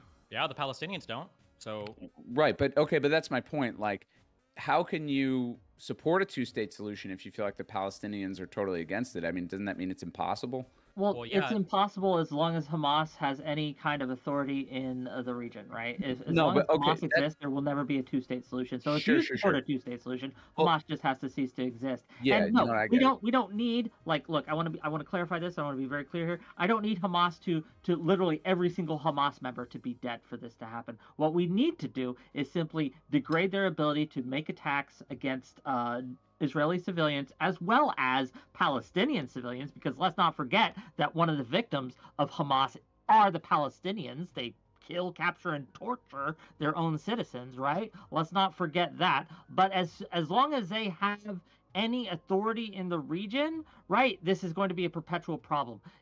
Again, that's why any kind of call for ceasefire or anything like that is just kicking the can down the road. Hamas needs to be dealt with. or there will be no peace. So you want to go into like these lands, like the Gaza Strip and the West Bank, to basically bring it under the annexation of Israel. Like, how did that work out last time exactly? I mean, you took their land, but did that really reduce the extremism? Look, When? Over the last 70 years. Yes. Really? Okay, so those rockets coming from like the Gaza Strip are evidence of that. Well, no. I would say that in 1979, when Egypt signed a peace treaty, the first bilateral peace treaty ever with Israel, it was because they had taken the Gaza Strip and the Sinai Peninsula. I would say that in 94, after the 91 Madrid Peace Conference, when Israel signed bilateral peace with Jordan, it was because they had captured territory and were a threat to them as well. So, and then I would say that when other Arab states have started to respect Israel because of their military prowess, I would say that's evidence of that as well. So it seems like capturing land from opponents who start to respect your military strength and realize they can't beat you in a war does seem to be a pretty effective. Well, yeah, it's because they're being funded by the British and the Americans, so... They're being funded by the... Or they're getting most of their weapons from the Anglosphere. Not initially. In 48, they got all their weapons legally shipped in from Czechoslovakia. And they weren't, up until 66, the United States didn't ship them a single weapon. It was exclusively other British territories, and they weren't, or other European countries, but it wasn't even shipped like help. They were being purchased from them. So no, Israel didn't have anywhere near the help that Egypt and all the other countries are getting from the USSR and all the other surrounding Arab states. Unfortunately, they were too busy fighting themselves than focusing on Israel, so they weren't very successful in their military effect. Yeah, I feel like you guys went in a totally different direction. I actually just wanted to go back to that question about the two-state solution. So, okay, like, Destiny, if the Palestinians, in your view, a majority of them, and I'm sure you have, like, research to, you know, verify this, a vast majority of them don't want a two-state solution, but you think ultimately that's the solution here, or that's the preferred solution here. You know, is there a way to even achieve that? Are you saying that that's best case scenario, but what we're going to have to end up with is the territorial divide being what it is, and the Palestinians living under these like horrible conditions, and that's just how it is. There has to be a huge international push for peace from the Palestinian side, and until that happens, I think that Israel's going to continue to be expansionist. They're going to continue to take more territory, probably start annexing parts of the West Bank, and yeah. Yeah, right now, I think dynamically, I think both sides kind of want conflict, but it only benefits Israel, and it's hurting the Palestinians, and nobody around the world seems to be acknowledging the Palestinian side of that. They just keep screaming for peace without having any understanding of what's actually going on in the region or what people want. I mean, I don't know about the Palestinian people, but I agree that Hamas absolutely wants conflict. Conflict helps their bottom line because they can show just shitloads of footage and you know, images of dead kids and dead civilians over and over and over again on social media, thus, you know, making their cause more sympathetic. So I think violence, if anything, it actually helps Hamas more, right? Like it'll sort of, you know, compound the support that already exists. It might increase support from other countries and other non-state actors. You know, it can't be that like terrorism works, so we should let terrorism work. Right? Like, no, I agree with that. I understand what you're saying, that like, yeah, sure, they want civilian deaths because it helps them, therefore we should just never attack them. That legitimizes and makes human shields and all that, like the best way to conduct warfare. No, I'm not like such a peacenik that I'm saying all terrorism must be permitted then, of course. I guess what I'm saying is like, there feels like, and it's always felt this way in this region, I mean, as long as I've, you know, read about it and learned about it and studied it, that there's this sort of notion that, well, diplomacy can just never be achieved. And I don't know if I believe that. I believe there is a diplomatic solution somewhere here. It just so happens to be that the current government in Israel and Hamas are both complicit in, you know, erring on the side of violence. And yeah, it's difficult for both of them to come together and negotiate peace because of that. But I think an international push from the outside, with America as an arbiter, would be, you know, I think meaningful. It might actually drive them towards peace. If I may, let me put a pin in that, right? Because I think you're touching on something that I think is kind of goes against what you're driving at, right? We have tried, Israel and Palestine has tried, and the United States has tried to work with them. Other international actors have tried to work with them for peace for many, many years. There have been several times, also accords, right? We can look at the Clinton camp or whatever, what he did. Again, every time this happens, though, the extremists decide to blow shit up and get it and derail it and turn this into like this chaos thing. Why do they do?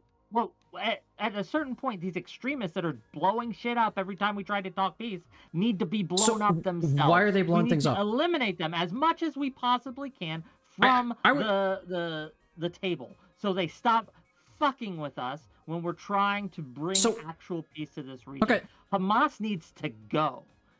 Okay, so what would you say is the cause of this extremism? What's the driving force with this extremism that you keep talking about? I want to know. I want to understand like what your perspective is, because obviously I was straw Does manning. it matter why?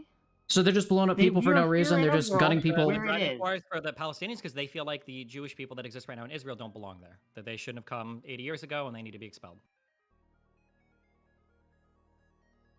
Is that the case for the Houthis as well? A lot of Western motherfuckers For the safe on their Houthis, couches the are cheering them on. Yeah. Saying, Is that the case for the Israel Houthis? should be destroyed. Go fight them, Palestinians. And is they one have thing- no risk to themselves, and they're just getting Palestinians killed. Yeah, no. Is that the same reason for the Houthis as well, Destiny? For the Houthis doing what? Is it driving out the Jewish people out of Israel? Like the driving motive on why they're committing this extremism? The Houthis Yes. shooting shit into the straits is the least important thing about the Houthis. That's what we're talking about now. But what do you mean when you say is that Well, the I'm reason asking for the like, what's Houthis? the general reason why they're extremists, right? You know, you said I was strawmanning you when you said I it don't was even real. know if the Houthis are extremists. That whole region of Yemen has been fucked Okay, for a long you said time. they're That's blowing why up shit. So what's the driving force? Like, what's the driving force? The driving force right now Yeah. for why they blow Like shit why? up? Yeah. You said for the Palestinians, it's because they want to expel Jews from the from Israel, right? Or that's what Wick said. Maybe not you. It's probably. I think that increasingly over the past like 5 to 6 years, I think that Hezbollah and Iran are having increasingly large effects on how the Houthis conduct themselves, both domestically and internationally. And I think it benefits Iran to have a proxy group shooting missiles into fucking boats into the trading lanes because it kind of pressures the whole world to come down on Israel more because Iran knows that Hamas is resistant to international pressure because they don't care. So I think that's probably the goal. If I had to guess, is Iran's goal is generally destabilization in the region. Because it just benefits. And to piggyback off that, just real quick, Iran has conducted strikes against the Kurds in Iraq and in other locations as well. Like this escalation that is happening, Iran, the actions they are taking, seem to suggest that they want this to escalate. That they think, whether they're wrong or right, they feel it benefits them if the region. So what's Iran's is further motivation? escalated. So what's Iran's motivation? Iran opposes essentially what they perceive as the American-Saudi hegemony in the region, and they want to stand in opposition to that. Okay, what's the relation with Israel? What's Iran's relationship with Israel? Yeah. I mean, they probably see them as essentially like a U.S.-backed state that they can. Okay, work with settler colonial, so similar to the Palestinians. Okay, and then they're backing the Houthis, right? Iran is, yeah. Okay, so do you think that might actually, since they might have aligned causes, that might actually be what they're trying to do, or is it just, you know, once again for like some vague geopolitical interest?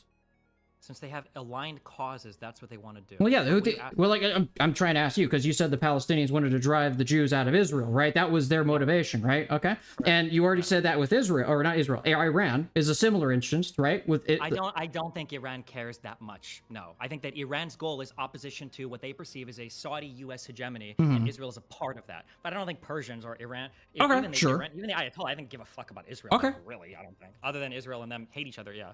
Fair. Yeah. Well, the Houthis have been fighting regional wars in Yemen. They came down from the mountains in the fucking 90s, 2000s? Like, they've been fighting along with everybody else there. The Houthis are like, that's a regional conflict. But the people that are fighting against the Houthis are also backed by the Saudi-led coalition that involves the United States. So that's probably why they don't like them, right? Yeah. Side with Iran and Hezbollah, right? So, yeah. So there's a broad, like, geopolitical region. Okay. What are you getting at? Can you let's circumvent this? Okay, we can. Okay. But the thing is like, like, it's just trying to ask. Yeah. It's going against an alliance with the United States. Yeah, no. The United States, you know, Great Britain and Israel. Okay, so it is essentially going back to Israel, essentially. What do you mean going back to Israel? Well, that's okay. It's their stated goal. We've already agreed on that. Okay, and on top of that, they're more or less working with the Palestinians because they would have. You said get rid of the Jews from Israel, right? Would you agree with that? That's what you said. Who's working with the Palestinians? The Houthis have basically said that they're doing that. Like I don't think where's I don't think the Houthis care about like Israel or the Palestinians. I think they care about Yemen. Okay. That's like their big thing. Do you disagree? Iran funds them, right? Like so. Well, or maybe. No, As of recently, they've gotten more involved. I think the Houthis are largely self-successful, or at least they were prior to 5 or 6 years ago. What is the point? Do you disagree with any of this, or why not just like make your point? Well, no, I'm just trying to understand, like, you know, why is it such an atomized thing at the beginning of the conversation with the Houthis and the Palestinians, right? You know, we were talking about earlier, what's the driving force between this extremism, right? Which you keep talking about, you know, over this entire conversation. So I'm just trying to understand. What extremism? When you say extremism, that's a very Well, vague term. okay, you said the extremism of Hamas when it came to Israel, and you're also talking at the beginning of the conversation when we were talking about the Houthis and their quote-unquote indiscriminate attacks on different shipping vessels, right? Okay, correct. Okay, yes. so But I don't think like Houthis are extreme for Yemen. That whole even the Saudi-led coalition is like fucking raping and torturing. Yeah, women and everyone children and there shit. is a like monster. Yemen is Yeah. fucked. Yeah. So I don't think that I wouldn't call the Houthis like extremists. Like they're all they're all pretty. I mean, extreme in they're Yemen. all over the place. I mean, that's what you said, yeah. But okay, Okay, cool. I guess we all agree on everything. okay. I guess we have an well, agreement on at that one. least- That's the first agreement. Okay, I'll take that. Well, Yeah. I guess for me at least, right? To kind of bring it back to the topic at hand, to bring it back to the strikes against the Houthis and the Houthis in general, things like that. America has to be able to, or the NATO, right? Someone has to defend against piracy, and that's what this is at the end of the Yes. day. Regardless of why they're doing it, they are engaged in piracy. They are attacking civilian vessels from a wide variety of countries, including Singapore, Panama, Gabon, Norway, Hong Kong, Bahamas, Marshall Islands, Cayman Islands, Liberia, the US, UK, France, Russia, all these people, right? And they are doing it seemingly indiscriminately, and someone has to make them stop. Diplomacy will not work. We've tried diplomacy before with the Houthis. It has not worked, right? Some people just need to be killed. Well, I'm going to I say this. don't- Oh, you want to go? Jesus. Yeah, I've been quiet for a little while. All right. I feel like the strikes thus far haven't really worked either. You know, why I do mean, we But to be it's only fair- been a few weeks, and we have degraded we've been crushing their radar sites, right? The radar sites, if we can blind them, if we can take out their radar sites, they can shoot all the missiles they want. Their accuracy is going to be so impeded that, sure, it Wait, may wait, still be a threat, what but it if I will no simply- longer be a... When we say the attacks aren't working, are they blowing up missile and radar sites? as far as I know, yes. So how are they not working? Well, what I mean is the Houthis are still attacking trading vessels. Or Sure, but attempting just to. because you haven't like achieved 100% mission success and all of their capabilities are straight doesn't mean it's not working, right? They could be attacking more, but I assume we're blowing stuff up that needs to be blown up, so it's working. It just takes some time. You don't According blow to all the of it up and- DOJ, we've degraded 30% 30% of their missile capacity has been degraded or destroyed. So Like, so as of the to 23rd. I guess, you know, my view is sort of like, you know, I'm against civilians dying. So if 30% of their capacity has been removed from the current strikes, which have killed no civilians, I happen to think that if we want to reach 100%, it's going to be very difficult to do that without killing some innocent people, right? That's just my view. Okay. So I tend to think that it would be good if we could avoid that, right? Well, why, and that why is maybe that our there's a responsibility? I don't understand this obsession with no civilian casualties when there is a side of conflict that is using civilians as human shields. The responsibility, the moral imperative is on them. All we can do is calculate the collateral and hope that not too many die. But the moral imperative is not on us when it's their citizens and their like governments that are using human shields to attack other uninvolved parties. That's not our moral So if you don't care about responsibility. human life, like, why do you think we should intervene in the first place? Like, you know, Well, why you not don't just be care like about fully human life. isolationist if you don't really care about When I human say life? I don't care about human life. I never said that. I just said that No, we don't I- have an obligation to make sure civilian casualties are zero. Our only obligation is to make sure we limit them as far as collateral is concerned, but Mm-hmm. our obligation is not to keep them at zero. Our obligation is to ensure global shipping is free. So couldn't diplomacy be an attempt through which you would reduce casualties, right? You Civilian don't casualties? you don't initiate diplomacy with people that just start terrorist attacks. That's not how that works. I mean, I guess it's not necessarily always how it has to work, but it doesn't mean it can't possibly be achieved either. It shouldn't work. We don't want that. We don't want that to be the way of the world. That if you, I think if you that, start terrorist attacking unfortunately- people, you get concessions. Yeah, but you have terrorist groups regardless. With the way the world it is now, where you respond Would there be to more or less terrorism if terrorism worked better? I think there's more There looks terrorism like there's a 100 years shitload of now as terrorism opposed to right 100 years back with like the Ottoman Empire when they were a multi-ethnic, multi-religious empire. So if you want to look at it over the longer and broader period, historical period, yeah, I would say the terrorism has gone up ever since like we started getting involved in the Middle East, and we also had Israel coming in to the picture as well.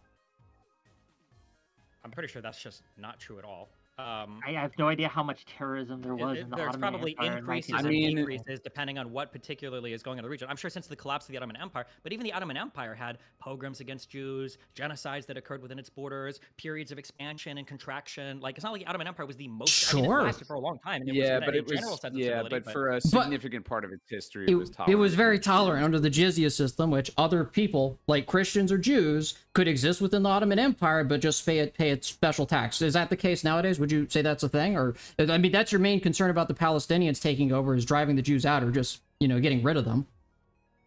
I would say that's an increase in extremism. Well, we're talking about whether or not extremism has gone up or down over the broad history of the last 100 years since the collapse of the Ottoman Empire. Well, I'm we can saying look yes, at it wars. has. We could look at how many, if wars itself have gone up and down, and obviously it's gone down. Global conflict, national conflicts. We're talking about terrorism. In the last 100 years has gone down. Well, terrorism in itself, right? Like, look. I mean, if you look at terrorism across all of Europe, like if you look at like the IRA bombing shit in Germany, if you look at the shit that was going, or not in Germany, I'm sorry, in Ireland, if you look at like fucking Serbia and everyone else, if you look at the collapse of Yugoslavia and all of that, like, I feel How's like that a there was dispute to my ton of- point, though? How's that a dispute to my point? Because there was a ton of regional conflict within Europe that was fucking horrible and atrocious. And I feel like for the large part, I think most of that has generally gone now. What exists today in terms of like huge sectarian violence inside of Europe, even in Eastern Europe, the Balkans today, compared to, in the 90s. Yeah, but this is Europe. We're mostly talking about, we're talking about in the Arab world. We're not talking about Europe. Okay, we're talking about in the Arab I world. think Okay, it's- well, I don't know. Fuck it. Let's go state by state. Do you think Okay. Egypt is more stable today, or do you think Egypt was more stable and less terroristic under Nasser? I don't know. Were And they the doing like a Houthis? war on terror like 100 years ago? So, wait, are we talking Yeah, about... we're talking about whether or not terrorism has on average gone up because of the policies of America and the British Empire. Yeah. What are we counting as terrorism? Are we counting countries as terrorism or no? Oh, we're Like talking when the about... United States tries to coup We somebody, were is that talking terrorist about activity or no? the multi-ethnic empire that existed 100 years ago, the Ottoman Empire, under the jizya system, in comparison to most of the Arab world right now. You would say the Palestinians are trying to drive the Jews out because they don't want them in their lands. Is that correct? Well, I don't know why you keep saying... Yeah or no? Wait, can you tell me what... Wait, can you tell me what point What's you think the- you're making when you... Because you restated it like 30 times. Oh, well, my point the entire time has been, has terrorism gone up or down over the last 100 years? My understanding is terrorism has fallen significantly over the past 100 years. I don't know how you would measure that, though, or what particularly you're considering Terrorism like a is terrorist... relatively a new term, isn't it? Yeah, I I'm don't not- that's think true, too. I don't even If know you want to all make of that, it. that's just kind of more of a bolsters my point, but go ahead. I mean, maybe a better way to put it is we've sort of changed the way that we would define terrorism. I think terrorism, as I understand it, like non-state actors who carry out attacks generally on civilians with the stated goal of shocking people into fear and all that stuff, into negotiation, I think is a relatively new phenomenon. I just don't have. Do you have definitely- anything to show that it has gone up? I mean, the main concern is like whether or not the Palestinians win, right? What's going to happen to the Palestinians win against the Israel state? Okay, like let's say they take down the Israel The state. Jews will be gone from the. Oh, Arab world. okay. So 100 years ago, when you had the jizya system under the Ottoman Empire, was that so much a concern? No, they were a multi-ethnic empire. So would you say the extremism has gone up or down over the last 100 The years? Ottoman Empire does not exist. I today. agree 100%. But Do you in think the comparison to Ottoman today Empire, right, and like- 100 years ago, would you say that they become more extreme or less extreme? It depends on. What do you mean by which state are you extreme? talking I Okay, don't they're think less that's tolerant extreme. towards the Jews. Isn't that the whole discussion about the Palestinians and the Jews in Israel? They've been killing Jews for hundreds of No, years. they didn't. They're 100 years ago in the Ottoman Empire, the jizya system allowed them to exist in the Ottoman You don't Empire. It think was like any There were Jews were literally- hold killed on, in the and also Ottoman we gotta Empire. chill. I because, never yeah, said there- that. I never said that it was a perfect utopia for Jews in the Ottoman Empire, but you can say qualitatively that dislike for the Jews has gone up over time because of a British and American intervention. So because the Ottoman Empire collapsed after losing World War I, by the way, Okay. that because those nation states now are separate nation states, that means that it's worse off than it was when it was under the Ottoman Empire? No, that's not anything I've said so far. There's less tolerance towards Jews now. And part of that is because I think as a result of those nation states Those that Jews formed started out fighting of the back. Wait, Okay, hold on. I- When we say no. less tolerance for Jews, Anymore. wait. When we say less tolerance, how many Jews even fucking lived in the Ottoman Empire? I don't have an exact I don't have number, his but I exact think Wait, hold on. number. when Does he's the other trying guy to- have? He must know if he's pointing to this so much as an example. Well, the of how jizya the Ottoman system. Empire was for Jews. Yeah, look up the jizya system. I'm I being know for what real. the jizya. How first of many? all, Then it's how? either- yeah. Okay, so how's this a foreign concept to you? Wait. It's not a foreign concept. First of all, what is jizya? Jizya just means you pay, it's a set of religious tolerance for Christians and Jews in the Ottoman Empire, and the only requirement was they paid an additional tax to exist in the Ottoman Empire. Would you say that's less tolerant or more tolerant to different religions such as Jews or Christians compared to now? Yeah. That wasn't the only requirement. Jizya was a special tax required to be paid by dhimmi, or people that were considered less than or not Muslim in their societies. And depending upon what particular region you lived in and what particular time period you were in with the Ottoman Empire, there were other statuses conferred upon dhimmi as well. Such as sometimes people raid your shit and steal your shit. You weren't allowed to participate in some forms of government. You weren't allowed to participate in any military activity. So it really depends on what exactly you're talking about. Okay, that's fair. What I'm asking is, if you're telling me that the Ottoman Empire was so unbelievably peaceful throughout the entire history of the Ottoman Empire... No, never said that. I just pointed out a broad historical trend over the last 100 years. That's all I did, Destiny.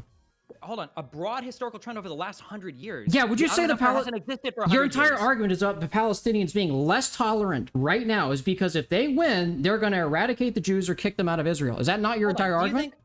Do you think in 1930, do you think that the Middle East was more stable than it is right now? No, it's after the collapse of the Ottoman Empire. Probably, of course not. You think the Middle East right now is less stable than it was 100 years ago? I mean, it was at the end of the empire. There was still some sort of unity, but there's still uprisings going on. The end of the empire when the Armenian genocide and stuff was happening? That was more stable than it is now? Say yes. No. Or say no and acknowledge that, okay, thank you. All right, so no, it was not more stable 100 years ago than it is now. I think the Middle East has achieved a pretty remarkable level of stability. There are still some regional conflicts for sure. Yemen is absolutely fucked. Syria is still How's that going in Afghanistan? Pretty fucked. Iran? Afghanistan? Well, now the Taliban is probably fairly stable because now they fucking run everything. Iran's been sanctioned to fuck, but the country still runs decently well. Yeah, how tolerant are they? Is that what we're measuring? We're just measuring by tolerance? I mean, that's the whole discussion about the Palestinians and the Israelis, right? No, that's not the discussion. I don't think it has anything to do with tolerance, does it? I mean, your concern is if the Palestinians win, they're either going to exterminate or kick the Jews out of Israel. Yes. That is their stated goal. That's their stated goal. Can you prove that? Yes, let me. Because Hamas says every Jew that hides behind every tree is going to be eliminated or whatever, and because if you poll both regions, the West Bank and the Gaza Strip, they all support violence in exceedingly high numbers, like past 60%, in order to effect their ends, and more of them prefer a one-state solution with unequal democratic privileges than prefer a one-state Armenian solution genocide wasn't even in the Middle East. Never mind. What? The Armenian genocide wasn't even in the Middle East. Where did it happen? That's a new one to me. All right, go on. Okay. Yeah, I think that they would definitely want to, they probably want to push out or ethnically cleanse most of the Israeli citizens from Israel. Yes. Like the Jewish people, yes. Okay, so would you say that's less or more tolerant than, like, say, under the jizya system? I mean, yeah, you could give examples of where that hasn't been the case throughout the entire Ottoman Empire, but my point again is, like, the broad historical trend of the increasing extremism in that region. I don't know. It's probably more tolerant now because back then I don't think Jews were even allowed to buy that much fucking land in the Ottoman Empire. They would have been banned from it, probably. I mean, I would disagree with that, but I would say that I don't know if this is even where Alistair is going, so I hope I'm not Go for it. He's trying to pick like one weird metric by which to fight to prove that like Middle East conditions No, I'm just or something. Well, I think his point generally is that, you know, there's a trend in the Middle East, broadly speaking, of like anti-Semitism, right? It's a huge problem there. I think everybody recognizes that. And in my view, anyway, a big part of that has to do with the fact that many of the Arab states look at Israel as like a settler colonial project and something that is foreign to that region and is sort of being imposed on their people, right? And they view it as sort of like almost like a colony of Europe and the West. And I think that was definitely true in the 30s and 40s. I think that was definitely true when they started. I don't. Yeah. Oh, but wouldn't you say it's fair to say there's some connection between that belief in the 30s and 40s, which you call fair, and now the current wave of anti-Semitism, or the I think current... most people have generally gotten over it. Dan, what? Does it even what? matter? So what do you think drives the anti-Semitism? Just real quick, Wait, though, hold like, on. Yeah. hold on. What Not drives the focus, anti-Semitism there? Yeah. I don't think there is anti-Semitism right now. I'm not worried about where in the Middle East. What? You don't think there's... Dude, you're contradicting yourself. I don't think that anti-Semitism in the Middle East right now is a big problem. Yeah, Arabs have like. Okay, so then let the Palestinians win if you're not concerned about it. If they can have a multi-ethnic, multi-religious society, if you're not concerned about it. Oh, My concern. Hold on, but you just said it earlier. Not you. I'm sorry, but your Go for it. friend, Nonsmoker, who was actually more insightful, was the issue wasn't against Jews. It was what they perceived as settler Europeans. That was their issue initially, and that's how they view Israel. As like Okay, a yeah. colonial project. That's not an anti-Semitically driven one. It could have been any group of people. My guess is now would Sure. about like the extra religious element, but could have been Christians. But or the could have been fucking. All right, go ahead. I guess my point here, and I think we got onto the anti-Semitism thing, or maybe I'm confused. I don't know. I got lost in all of this. But my point in bringing up the anti-Semitism thing, and my point in bringing up all of this is like, this is sort of one of the origin points of, you know, violence in the region and destabilization, is this tension or perceived tension between Muslims and Jews, or at least these, you know, certain non-state actor Arab groups and Jews, or whatever have you. And I think part of it is because they view, like I said, Israel as a settler colonial project. They also view some of Israel's conduct in the last, you know, 75 years as being like extremely harsh and unfair and brutal. We could, of course, cite a bunch of examples where the Arab states have been aggressive towards Israel and that's been unwarranted and whatever. It goes on and on and on. But my point is, this tension exists because they're viewed as like an outside entity, right? I understand what you're saying, but I just that they would fight with themselves. Even if the Jews weren't there, the Arabs would all be fighting amongst themselves. Why do you think that is? Just well, look at the Saudi-Yemen conflict. Looked at the Saudis versus the Houthis. They're fighting together. Wait, it had nothing to do with Israel and Palestine. Wait. Bombing, like, but no, what did like they started killing the shit out of each other. Yes. Yeah. So there's pockets in the Middle East, of course, Yemen's a great example, which were essentially like proxy conflicts throughout the Cold War, right? And then that led all the way into the, you know, the modern era where if you look up like civil wars in Yemen, you get like 12 different fucking things. So like, is your argument that every single war in the Middle East, or at least the majority of them, are a result of Israel, that Israel's existence? No, not at all. He's more or less talking about like the... No, wait, let me answer him. No. What I'm arguing is that the Middle East, a vast majority of the violence and the destabilization there has been because it's been essentially like one big, or at least multiple parts of it have been proxy conflicts between the West and other powers, the Soviet Union or whoever it may be. I understand that's like a popular take, but I don't think... Nonsmoker also wanted to talk about that. You said they'd be fighting even amongst themselves, even if Israel wasn't there. Yes. I mean... Destiny, could you follow up with that? Because I really am curious. So like, what's the reason? There is an idea. Yeah. The reason. First of all, before I give it, why don't you tell me why you think I'm wrong, Alistair? I don't think you're wrong. I just want to know your position. That's all. Oh, so you think they would be fighting amongst themselves? I haven't said anything. I actually just want to know your position, dude. I want to know your position first, rather than playing 20 questions. What the fuck? I asked you the question first. Why don't you answer why you think they'd be fighting amongst themselves? You've asked me 50 million things without asserting any original position of your own, because I don't think you have... So I'm just curious, why can't you tell me? Oh, yeah, you're going to deflect the question. Come on, dude. Don't be disingenuous. Come on, man. Literally every single question you've asked me tonight, okay? So no, I want to understand, like, why you think they'd be fighting on themselves, regardless if Israel was in the region. Is because, I don't know, like, again, do I have to go back to the Ottoman Empire, the Mughal Empire? Really, dude? The answer is that I don't know, and I just hate brown people. Now you tell me what you think the answer is. Why would they or wouldn't they? Go ahead.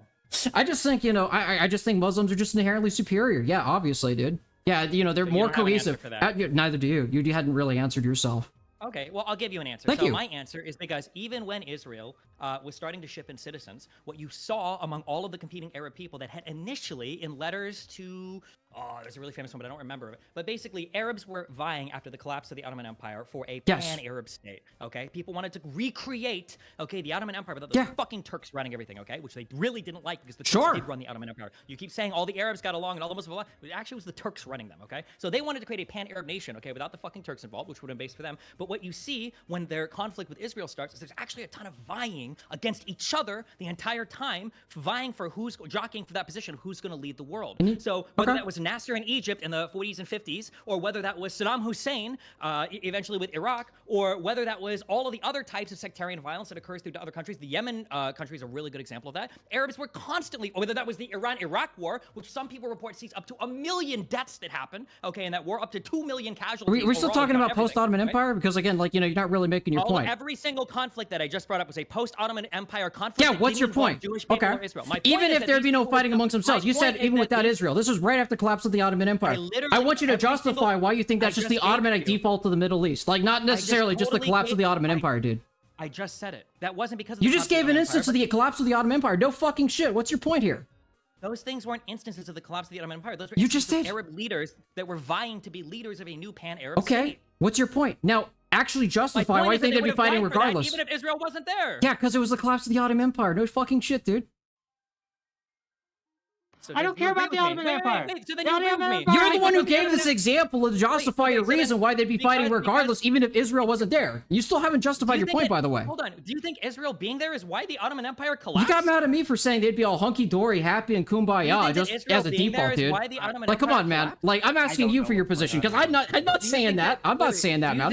Do you think that Israel being there is why the Ottoman Empire collapsed? No, I'm asking you why you say they're going to be fighting regardless if Israel's not there. That's my I already question. told you because they were all fighting amongst themselves, even with You Israel gave an there. instance of the Ottoman Empire. That was just one instance in history. What was my instance of the Ottoman Empire? The collapse of it. No. Yes, you Nasser just was did. Not the collapse of the Ottoman Empire. The 50s are not the collapse of the Ottoman Empire. So yeah, Destiny. I actually want to make a point here because I think it's fair to say that. So the Ottoman Empire hold on, collapsed. I'm sorry. Just wait. Around when do you think the Ottoman Empire collapsed? Maybe that's. Do you think the Ottoman Empire existed through like the 1950s and 60s? Alex? And- When did and I the ever World say War that or I. even imply that, dude? Because when I brought up Nasser, I don't know how your go-to is. Because you collapse the started with the Empire. Ottoman Empire, and I'm still wondering what the fuck that has to do didn't with that start they'd with be the Ottoman fighting with Empire. themselves, even if the Israeli state wasn't there, dude. And in fact, that's in the 50s. That's already when Israel's getting started. That doesn't bolster your argument, dude. Wait, I'm sorry. Israel was getting started in the 50s. Is that what you said? Yeah, like we're going into that. You had people moving into there, but still, like, how does that justify your point? They'd be fighting regardless of Israel not existing. So Israel arguably was starting in the 1880s. I don't know where you get the 50s from. I don't even know what. Okay, we're so then talking about. why are you even using the Ottoman Empire as an Nonsmoker, example? what was Because it your- collapsed in the Nonsmoker, I 1920s, wasn't. dude. Nonsmoker, what were you gonna say? Nonsmoker, what were you gonna say? Go ahead. Oh yeah. So I was gonna mention how you talked about this Arab coalition and all that stuff, states jockeying for position and all of that, and I think that's reasonable and fair and all that. But two things. One, don't you think Israel's presence there also? I mean, enough questioning. I think Israel's guy's like a presence weasel, there sort man. of contributes He's worse to than I tension thought he between was. states, right, or at least tension in the region, right? In a way that did unify many of the Arab states, but ultimately, like you saw certain states like Egypt eventually like warm up relations with Israel and all of that stuff. It created a bunch of problems, right? In addition to that, I think the U.S. and the USSR, both investing money and resources and weapons and all of that stuff in the region, also led to a lot of instability. So I guess my point is, like, had there been no interference from the outside, which of course is very pie in the sky and maybe a little ridiculous, but had there been no outside interference from the U.S., the USSR, and Israel never been established as a state, yeah, there would probably be some jockeying for position. Ultimately, one power would have come to the forefront and probably established some sort of unified, peaceful solution there. What look? I don't think you can justify, and I can't like fault. It's an unfalsifiable claim. I can't prove that's wrong. But it's very wishful thinking, right? So again, it's possible that may have happened. True, but it's also possible they could have descended into genocidal inter-country and rebels all over. It could have gotten worse. But saying that Israel, as a result of has created tension in the region, is a fair statement to make. Okay. I think also you could even take a stronger. If you want to take a really edgy position, you could argue that Israel being there might have actually been a stabilizing force for the region.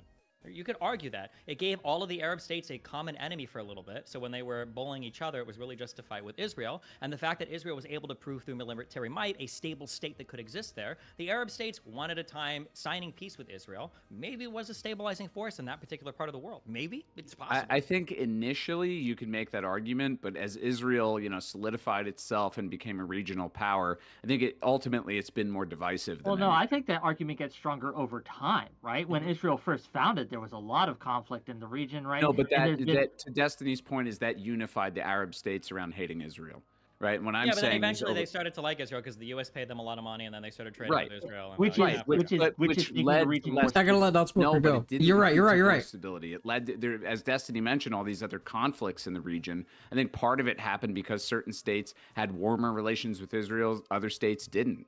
Right, and other states had warmer relationships with the West, and other states didn't, and that resulted in all of these little, conflicts, proxy conflicts. The Iran-Iraq War is a great example of that. Yeah, but I don't think, for instance, the installation of the Shah or the assistance of the coup from the United States at the behest of fucking Britain for British Petroleum and all of that shit. I don't think that was because of Israel, right? No, the civil war that's going on right now in Yemen is because of Israel. I don't think Israel. Look, I already walked in this destabilizing. debate. If it ends up being an L, it's an L. I'm underprepared for this But debate. it's one of many, and I look at Israel as an extension of the U.S. in many ways. Well, but I don't think that first of all, I don't think that's fair. But also, secondly, in what ways, I guess, is Israel like destabilizing the region? We'll say like in the past like 20 or 30 years, aside from I guess like its interregional conflict with Palestine. Like I feel like I don't think they're. I mean, the best to... example is obviously the one you asked me not to cite, and I would say that the best example would be that conflict with Palestine, which is leading to destabilization now. Well, but when you say that, you're talking about the Houthis? The Houthis, Hezbollah, and I mean, I think Iran would probably be a disruptive force there regardless. Sure. But like yeah. even the Houthis, like their origination as like Haiti, Shia tribes, people, and everything in Yemen, like all of this civil war, like you said it yourself, like Yemen has been in civil wars for the past 100 years with itself. The Houthis just happen to be like the current leaders on that civil war right now in terms of like controlling territory and everything. But I don't think that's because of Israel. I don't think Israel has any impact on that whatsoever. They have no impact on the Houthis coming to power. I think this goes back to my original argument that they have an impact on how the Houthis conduct themselves in that region, right? Their view is if we that's the obvious one, Kenneth, but they don't want to acknowledge that. Supposed, I know you guys hate this. It's just my opinion. This is their excuse. This is what they claim, that we have a justifiable region to fuck shit up right in this strait.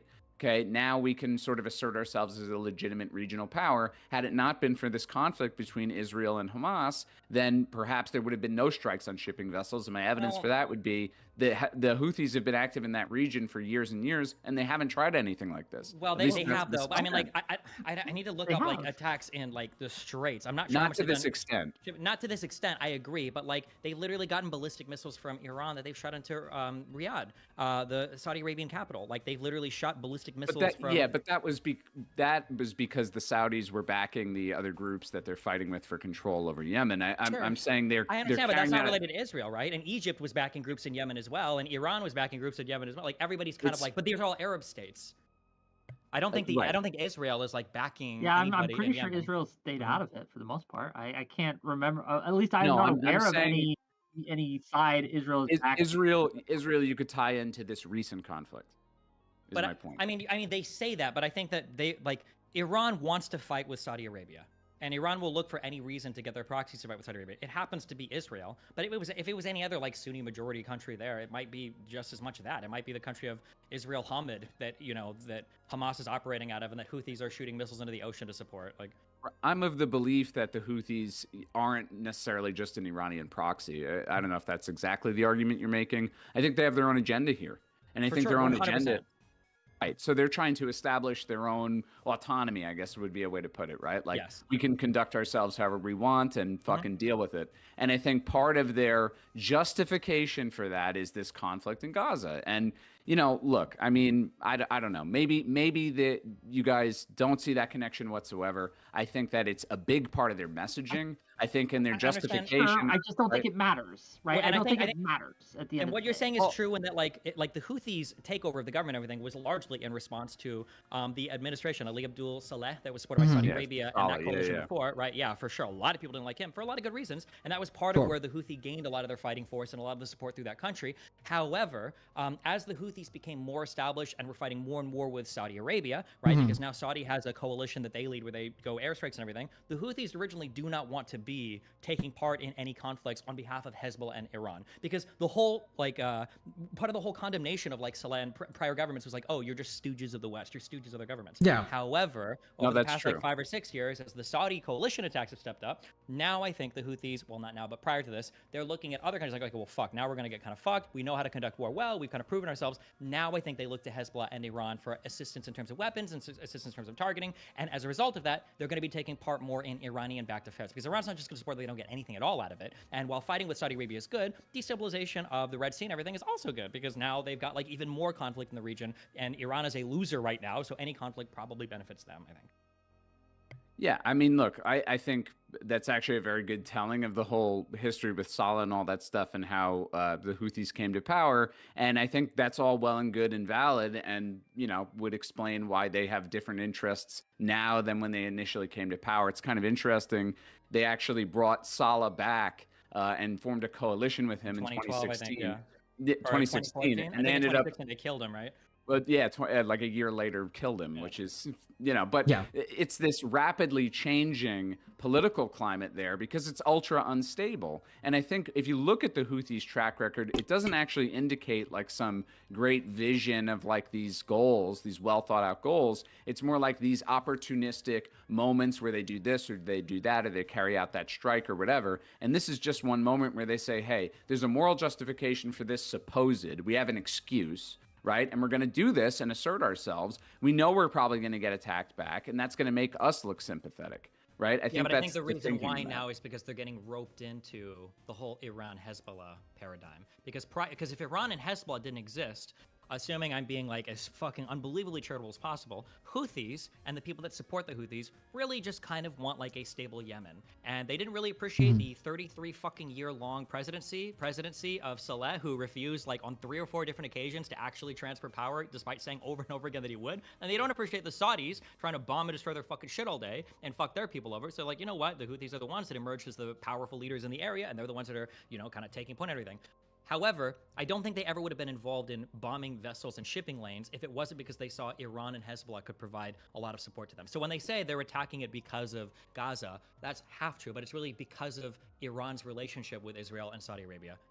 Those two things. If Iran and Hezbollah didn't exist, do you think the Houthis would be targeting shipping lanes? No, I don't think they'd have the capabilities. Honestly. Or even the desire. They're already that country's already like fucking falling apart. That country is fucked in so many different ways. Like, why would they want to draw more negative attention? Like, I don't think that the Houthis are the same as like Hamas, where Hamas wants civilian deaths. Hamas needs civilian deaths because that's how they function. I don't think the Houthis are functioning like a terrorist group. They're just like a militant tribe that is like evidence of that is that we have been able to strike their sites without civilian casualties because they, at least in this conflict, aren't stationing their civilians there. If this was Hamas, if Hamas was doing it, these would be schools or hospitals that they would be firing. That would be their radar strike. Would lose their moral right very, very quickly. I think Palestinians feel like we'll all, or not all of them, but a lot of them feel like, fuck it, we will die to fight Israel. I don't think Houthis feel like we'll die to bomb merchant shipping vessels or people that support the Houthis. I think they would lose support pretty quickly if they were to start engaging in like destructive behavior like that. But the support they're getting from Iran and Hezbollah, I think, makes up for it right now. My general feeling. I mean, listen, I somewhat respect that, but it goes to what Wick said before about like no proxy conflicts in the Middle East. It's like unfalsifiable. Like there's no way to know what would happen if Hezbollah and Iran weren't regional powers that had wanted to form some kind of axis of resistance. But what I know for sure is that the Houthis have their own interests, right? They're not merely a puppet of Iran. And I think, again, part of their interest is, I mean, to be fair, I think that they've sort of achieved their goal, right? They want to be seen as a legitimate power, and fucking half the world is talking about them now. Like, they've forwarded themselves as a legitimate, or seemingly legitimate force, right? Well, then we are happy to oblige them in that if it means kicking their shit in, killing their radar sites, killing their missile capacity, and they can stop now. If they've achieved their goal, they can stop now. But they're not stopping now, right? I think that, like, this idea that what they want, and I think you're right, is that they want a larger legitimacy. But I think that by not striking them and getting America to back down, it would give them even more legitimacy, right? That would make them like heroes, right? To beat the great Satan, so to speak, right? To beat the West. That would be heroic. They would, their esteem in a lot of people's in that region's eyes would go up immensely. So again, we cannot allow that to be happening. We have to be able to show that we have degraded their ability to strike at civilian shipping vessels throughout the region. We cannot let them blockade this area of the world. We have to stop that from happening. And if it takes us sending a few carrier groups for a few weeks, few months, I think that's good.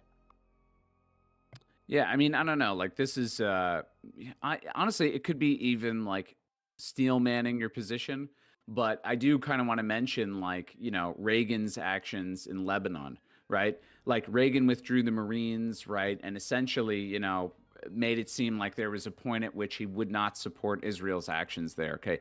Very different in many, many ways. But I guess my point is ultimately, like, Hezbollah, I think, gained a ton of legitimacy out of the end of those conflicts with Israel, right? And I guess you're expressing some concern that we would give more credibility to the Houthis if we withdrew. But at the same time, whether or Not not, just that though. Like that's yes, but not just that. It's that you would encourage other actors in the region to behave similarly if they can know that they can get their goals accomplished by attacking civilians.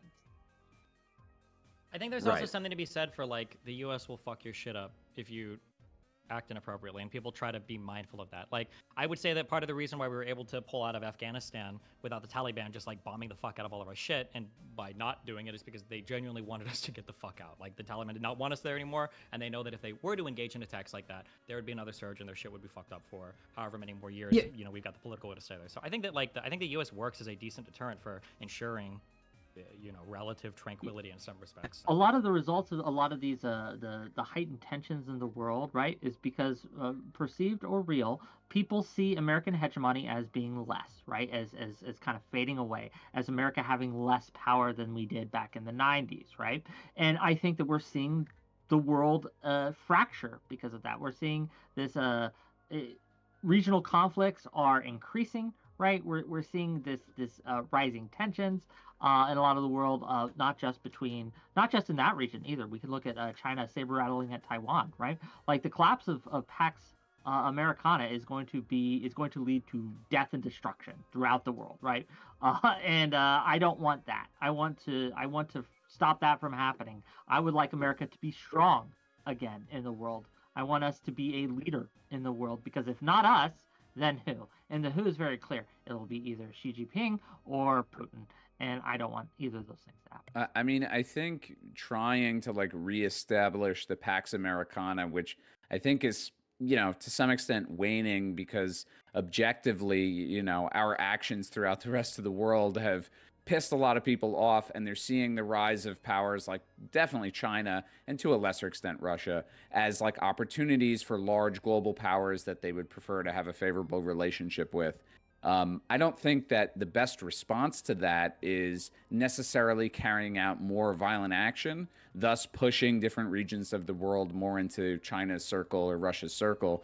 I don't know if there's much that we can do about that, but I certainly think we don't have to, you know, pour gasoline on a fucking fire. Yeah, that's another thing. Do agree you with think this is going to also more or less like push people to China and Russia, or more the east side of the hemisphere? Like, again, because like dictating from terms and conditions from above really only works when you have a monopoly on power, and the United States isn't really staying hegemon for the next 100 years or so like that. That's entirely debatable whether that's going to be the case 100 years from now. So I think that the rest of the world does appreciate the United States doing what it's doing. I think that we have an issue with, I call it Iraq PTSD, where we start to view every single foreign policy decision as like, oh my God, it's just like Iraq, and I don't think that's the case. I think that a much stronger case can be made for intervention, even financially, into places like Ukraine, and I think that like arguments can be made to defend people like Israel, and I think arguments can be made to bomb places in Yemen that are shooting missiles into the sea. Just because we've made some mistakes with our foreign policy doesn't mean that we have to restrict ourselves from participating in foreign policy. Afghanistan. When the mission in Afghanistan was good, the nation building afterwards was bad. Yeah, like once we left, it basically collapsed and went back to the way things were like before we were in there. Yeah, that was just poor Except the execution. Al but the Qaeda goal is was not fine. there anymore. Now the Al Qaeda is in Yemen, getting butt fucked by the Houthis. So the I think we have to look at like what is the goal of U.S. foreign policy? What are areas that we could contribute well in, and what are areas that we shouldn't contribute in? So like for instance, I think that our involvement. Well, I would say that our involvement with the Houthi stuff, this is an example of where the U.S. military power can shine. Literally the entire world supports it. Again, on that UN Security Council resolution, Russia and China abstained from voting against it. They just like, you know, like, oh, well, be careful, guys. But like, obviously, they don't want these shipping lanes to get fucked. So I think that broadly speaking, I think most people in the world right now support the United States mission. I think everybody thinks we have a moral authority to be there. I don't think there's any country. I don't even think they're concerned about their shipping being attacked. Like the all Chinese crew has been a thing that the ships have been using to avoid getting attacked by Beijing anything. gave a warning just the other day to Houthis to cut it out, or they're going to. Yeah, and I'm sorry. That was a public pressure for Iran yesterday, right? This talking point is not true. I don't know why you keep repeating it. It sounds like you got like two numbers off a website and you're just arguing. The reality is the price of shipping containers has skyrocketed. The reality Yeah, but that doesn't chip in my point, though. Through the Suez Canal is cut in half. Okay, right now the perception around the world is that it is not safe to ship stuff through that strait, and insofar as the United States can enforce safety, we ought to, because it's our, if there's any noble mission we could ever have, it was to make sure that people feel safe sailing ships through the world. Right. Yeah. I mean, I hear what you're saying. First of all, I mean, we probably disagree about lots of the examples you cited, Ukraine and all that stuff, but we don't have to go down that fucking turnpike necessarily. I would argue that there's a bunch of examples of our interference other than Iraq, and I might have to go back more than 20 years, that were examples where we got involved in these different regions and created all sorts of instability and problems, and it didn't end up making increasing our view in a favorable way. I mean, like, how to put it. I think we should be careful though, right? Like when we say we got involved in all these regions in a horrible way, like was South Korea a huge mistake? So, I mean, so if you're don't kind ask- What about I would argue yes. so if you're kind you about think so? What about like Kuwait? Was that a mistake? That intervention against Saddam Hussein? So if you're Well, okay. Kuwait about- is a unique example, and I think all of these are unique examples. On the one hand, you could make the argument that getting involved in Kuwait helped the Kuwaiti people, and it was a very I don't know, magnanimous gesture to these innocent people who are being invaded. I would also say that a lot of our actions in supporting Saddam Hussein to begin with probably enabled and emboldened him to carry out military actions like that in the first place. But I got a question. If you're concerned about world trade, like Destiny, I got a question for you. Like, wouldn't it be better and more cost-effective to talk to Israel to maybe do like a land back program or something like that to the Palestinians and come with a two-state solution? Like, I don't know. I'm just gonna spitball here. Palestinians don't want a two-state solution or land swap, so no. They don't want a land back? It's They, just what do you mean land unrealistic. back? Like, What give do you them mean by back some land land back. That's what I'm saying. Like what land? Like all of Israel? Oh, not all of Israel, but sure as hell a lot more than just the West Bank and the Gaza Strip. No, why would they? Well, you're saying they don't want that? Like, what are you saying here? The Palestinians. There were deals. The Palestinians had the ability to negotiate deals in 2000 and a little bit onwards, and they rejected it. It seems like they just want a one-state solution. Do you think they would settle for maybe giving them a little bit additional land, more so than what they have right now? I think they would say yeah. And I think that'd be a more cost-effective way than trying to do... I don't think they would. No. The majority of Palestinians don't support a two-state solution right now. I think they'll take some land cessions more than zero. I would bet that. I give them some back. It's never going to be more than the 67 borders, and that's the starting point. And even from there, when they had an opportunity under Arafat for 95%, and I think under the Clinton parameters, 97% of the land to be back, they still walked away from those negotiations. So it seems like yeah, but then use that as a justification to take more, if I can remember correctly. What do you mean justification to take more? Well, they kept expanding to the point that we have the borders now. Is that not correct? Israel, you mean? Yeah, Israel. Green Between line or the West borders? Bank and the Gaza they Strip. continue to expand settlements, but like there are still people still recognize like the 67 borders or whatever that means. Sure, but then like giving them some land back, would that not at least mitigate some of the solutions by pulling the Israelis back and say, okay, we're going to give you some land back, maybe we can have some peace here? Why would they expect to have peace if they give them some land back? Well, because it's their land. They're upset about the Israelis taking their land in the first place, correct? Well, firstly, it's not their land and it was never their land, and secondly, What do they you- want what? all of it back, not just some of it. What do you mean it's not their land? They've been living there. I'm sorry, where do you live? Do you own that land? I don't own my land, but I live here. I wouldn't like to be Okay, that forcibly doesn't removed mean- from my land and told to go move someplace else because it's somebody else's land. Tough shit. Most of the people that are in Israel today are Jews that were excised from other Arab countries during all of the pogroms and everything that happened every time Israel won a war against other Arab states. I mean, that's how it goes sometimes. I'm sorry. It Yeah, sucks, but like, but that's, you would agree at least that like events like the Nakba and all of that kind of stuff were like at least pretty brutal, right? People have a right to be upset about that. Perhaps one way of relieving the tension there would be, I don't know, some kind of like land reparations is what he's suggesting. If you want to do the They already- cost-effective way at mitigating this, why not give them some land back, and then maybe the Houthis will actually pull back some of their attacks on shipments? Because your concern is global trade, right? I think They that's a don't lot more want land cost-effective back. than launching a bunch of missiles. Because one, we're not even talking about land back for the current conflict. We're talking about the elimination of Hamas, number one. Okay. Number two, why would you give land back without like a full peace deal on the table? Number three, Palestinians don't seem to want land back. They seem to want a one-state solution. And number four, you don't even have a cohesive body to negotiate on Okay, behalf of the okay, if I were- Palestinians. Number five, sorry, go ahead. Go for it. No, I don't want to interrupt you. Go ahead. Oh, okay. Number five, I think that Iran and Hezbollah and the Houthis are still going to be motivated for regional conflict against Israel because they don't like the Saudi, U.S., Israel alliance there. I don't know. How many other reasons do you want? Oh, but my main point was is that, okay, yeah, sure, maybe they want a one-state solution. They want all the Israelis out of that region. Okay, I can grant you that. But what makes you think they won't say, take a little bit land back, give them a little bit land back and say, hey, let's have a peace here. That something's better than nothing. Would you not agree? They rejected it in 2000. I mean, I would argue some sort of peace settlement would require probably like at least the removal of Israeli settlements in the West Bank and Gaza. I mean, Gaza they've already left, but the West Bank. I want to short circuit a lot of this. Look, if I believed, right, that what you were saying, Alistair, Go for it. Nonsmoker, would work, right? If we just gave them a little land, that the Houthis would stop, there would be peace in the region, all would be well. I would be for it.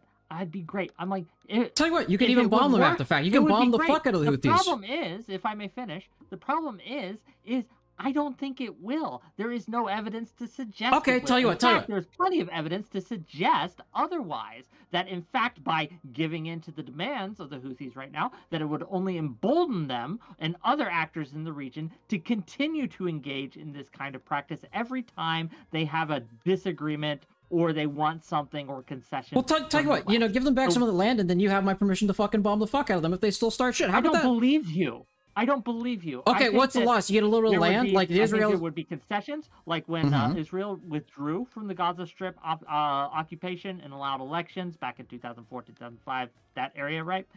Israel tried that. What happened? Hamas got power, and they immediately threw everyone that didn't agree with them off a roof, right? They engaged in a coup in their own country because they wanted to kill all the Jews, right?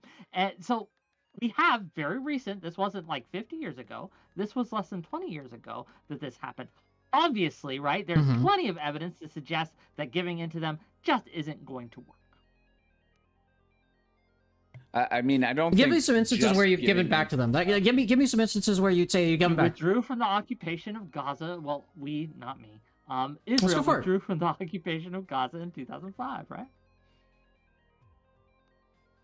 Yeah, I don't think that just giving into them is a reasonable way to put it, or even a good solution in saying, okay, well, just remove the settlements, dust your hands, and that's it. But I think that should be part of peace negotiations, right? Like removing the settlements from the West Bank. Obviously, that's like a huge source of tension there. It's a huge, look, part of diplomacy, I think, is you're looking at like a bunch of conflagration points, and you're trying to put out as many fires as you can, right? And it is stupid to say, okay, well, you just, resolve one little thing and everything else will work out. What I'm suggesting is maybe a lot of these things could be part of a bigger solution here, right? Like maybe resolving this thing in Gaza, which is, not a simple solution at all, but part of it could be like, yeah, we're going to negotiate, removal of settlements in the West Bank. We're going to negotiate a return to this, that, and the other borders. I don't exactly know what the demands would be, right? And then, on the side of the Palestinians, some sort of security guarantees, some sort of like, I don't know, like a ceasefire, like permanent ceasefire agreement or something. Like diplomacy can achieve a lot of fucking things. There's a ton of precedent for that. And I think, unfortunately, you have to negotiate with the other side that you want peace with, right? At a certain point. I think that your point is actually 100% true. I think that there does need to be like huge negotiations that involve like very, very, very multilateral negotiations. Iran has to be part of the conversation, probably the United States, probably Saudi Arabia, definitely Israel, right? But I think that the issue is that it feels like the Arabs have kind of given up on the Palestinians and the Palestinian cause, and they don't really care much about them anymore. And it seems like they're more invested in kind of this like conflict going on with Iran. And so if the Arab states aren't really invested much in the Palestinian cause and don't care to negotiate with them, and if Iran is like the main threat, and if Israel just sees the Palestinians as kind of like a nuisance, there's basically nobody that's negotiating on their behalf, and there's like almost no incentive to figure out like what to do with them, because it seems like right now they've been basically wound up by the fucking world for 80 years to fight, and that's all they know and that's all they want right now. And I think that's like the challenge with Israel is how do you negotiate with an enemy that really just like wants you dead? Because that's not just a Hamas problem, it seems to be widespread like a Palestinian problem, and that's like a very difficult thing to overcome. Yeah, I mean, that's reasonable, and I understand that. I think that any sort of peace negotiation, like you said, would have to be multilateral, and that would mean, I think, reaching some point of like positive relationship between the U.S. and Iran, which seems like totally far out there and ridiculous to suggest. But, you know, look, I actually listened to a little bit of your discussion with Ben Shapiro, and I kind of felt like that was sort of your position, is that maybe I'm totally wrong, but that we don't want like this ultra hostile relationship with Iran. Like, it's actually bad for everyone. Maybe like there's some opportunity there somewhere for like a peaceful, you know, rapprochement. Like we can talk things out. And I think if we stabilize or try to stabilize that relationship, you know, it can lead to all sorts of other possible prospects for peace. You know, Gaza being one of them. I agree. You know, I think I don't know enough Iranian history to know why that is impossible, but it seems to be impossible right now. But I feel like if peace somehow could be reached between like the U.S., Iran, and Saudi Arabia, somehow, I don't know what would have to happen to make that happen, but if it did, I feel like literally all the other dominoes would fall into place. I think everything else would be trivial to solve. That's my And feeling. I agree too. I just, again, and in this moment in time where we are now, when we look at the reality of the situation now, that is an untenable goal in the next, I think, year, 5, even 10 years. I don't think it's happening. And right now, as we speak, Houthi missiles are being fired at civilians. And regardless of what we want or what the ideal solution would be, we have to stop that from happening. That has to stop. That just has to stop. And negotiations, I don't think will stop it. We can just degrade their ability to do it. And it won't stop entirely, probably, but we can degrade it enough so that it's much, much less effective for them. That's all. That's my thoughts. Yeah, I don't know. We're kind of circling here, so. No, I mean, I feel like we're kind of coming around on a little bit of common ground, Yeah. which is good. You know, I would also say that, like, I mean, maybe this sounds totally far out there, but, you know, having a better relationship with a country like China would be beneficial in all of these, you know, various conflicts. I think that they're the second, you know, as the second largest economy in the world, a major military power, you know, having a good relationship with them, people might look at like some sort of negotiation with China, America, and X being a good, you know, basis for Yeah, peace. but I'm not in willing many to of these sacrifice places. the Taiwanese people, for example, to do that. So. Well, yeah, and I understand, you know, you're very protective of Taiwan and all that, but Yeah. I don't know if there's like an imminent invasion. I think that whole narrative is like very overblown. I disagree. Okay. That's what I think. So. Well, Anything else? no, I mean, I don't know. Alistair, do you have anything you want to throw out there? Like, I don't have any final thoughts, you know. Good discussion. Did you look up where Armenia was, or? well, you know, I mean, I guess that's it. This was a good discussion. Very interesting. Appreciate the time, Destiny. I know you're a busy guy. Yeah, no, and appreciate Wick, the time. Wick, you have lots of like pizza rolls to eat and shit like that. So I appreciate you, you know, Yeah. donating your evening as well. Okay. Thank you. Gang, if you like this kind of shit, remember I stream, and you can check me out too. YouTube at WhickTV. I have a Kick channel, WhickTV, and a Twitch channel as well, WhickTV. You can check out. Could always use your support. And thank you for the invite, Nonsmoker. Really appreciate it. Oh, well, thank you. Anyone want to check me out? Twitch.tv/nonsmoker, non_smoker. YouTube, Alistair the Great, YTV. But appreciate you having me here. This has been a good conversation. Been very heated, but other than that, I don't have much else to say. Destiny, who are you? YouTube.com/Destiny, Kick.com/Destiny. Okay. All right, boys. Thanks. Enjoy the conversation. Bye. Thanks for having us on. Peace, peace. Peace. All right. That was fucking heated, man. Jesus Christ. You know, like I said, I walked into that debate. I wasn't sure. I wasn't going to be butthurt if I didn't win that debate. Like I said, I'm going to try my best to defend a position. But the thing is like, again, I only had 6 days to prepare for this debate. Yeah, I enjoyed it. You know, he got some good ones on me, which I'm not going to lie. I felt like I had some good ones on him. But overall, you know, he's a fierce debater. Yes, I only had 6 days to prepare for it. Nonsmoker approached me about this debate, and it was not something I actually intended on going to. Because, again, like I said earlier, getting into debates, it was not something I was intending on doing it because I was talking with Nonsmoker, who was basically telling me he wanted to do more debate panels. And I'm like, fuck yeah, I'd love to do more debate panels. But the thing is that we were trying to find debate panels to get on, and he ended up approaching this guy named Wick, who was just there earlier, about doing a debate with him.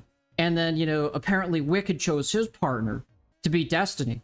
And I was like, dude, Nonsmoker, like, you invited me on debate panels. I was assuming like maybe 50 concurrent viewers max, whatever, right? We'd have a good discussion. It'd be a small little, maybe mid-size debate stream. I didn't expect you to bring literal fucking Destiny as like somebody I'm going to be debating against, man. This is like fucking big league shit, dude.